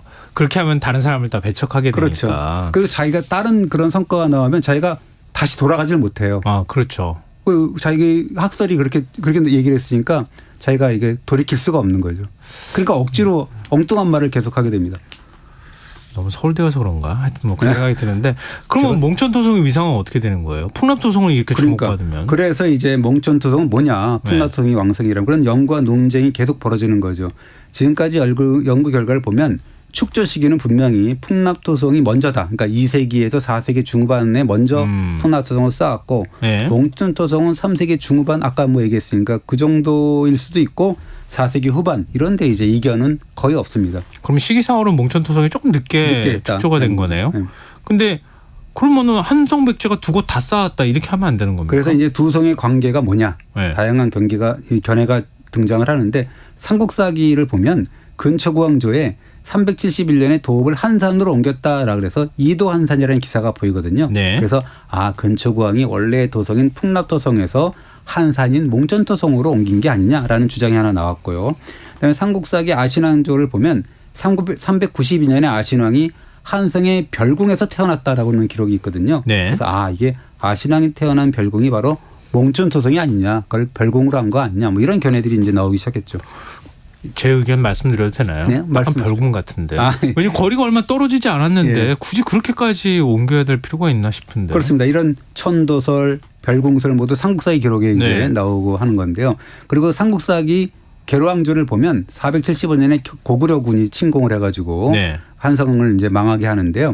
거기 보면은 북성을 빼앗고 계로왕이 몸을 피한 남성을 공격했다라는 표현이 나옵니다. 그래서 그러면 풍납토성이 북성이고 몽촌토성이 남성 아니냐 뭐 이런 해석도 있고요. 그런데 이 삼국사의 기사에 공통점이 있는 건 뭐냐면 근초고왕 제위 시절부터 두 궁궐을 이렇게 운영을 했다라는 것은 팩트 같다. 그래요.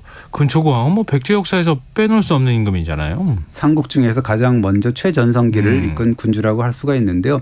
이 근초고왕이 369년에 고구곤왕이 이끄는 고구려군을 무찌른 뒤에 한강 남쪽에서 대대적인 열병식을 여는데 삼국사기를 보면 근초고왕이 군대를 사열할 때 황색의 깃발을 사용했다라고 하는데 이 황색의 깃발은 황색은 황제 색깔을 의미하는 거거든요. 그래서 백제가 황제국임을 만천에 과시했다라는 그런 게 되고 그 2년 뒤 371년에 평양성을 공격한 근초고왕이 고구곤왕 고구려 왕을 죽이고 한반도의 패자로 이제 등극을 하게 되는데요. 그러면서 곧바로 몽촌토성을 이렇게 만든 게 아니냐 뭐 이렇게 해석할 수가 있는 거죠. 그럼 근초고왕은 왜 성 두 개를 이렇게 운영을 했을까요? 여러 가지 추론 중에 하나가 뭐냐면 도시 확장설, 팽창설이 있는데 전성기를 구가했잖아요.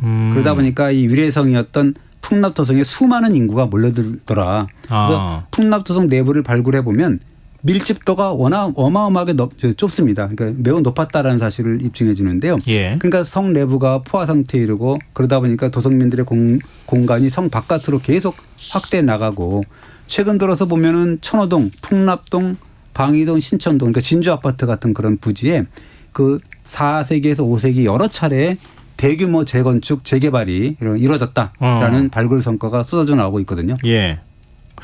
근데 그러면은 제2의 도성으로 몽촌토성을 쌓았다. 그래서 이제 풍납토성 내외가 이렇게 폭발적으로 안팎으로 확대가 되니까 왕가, 왕족, 귀족들이 제2의 공간을 찾았다. 그것이 바로 한산 혹은 별궁 혹은 남성으로 표현된 몽촌토성이었을 것이다라고 이제 우리가 상상을 할 수가 있는 거죠.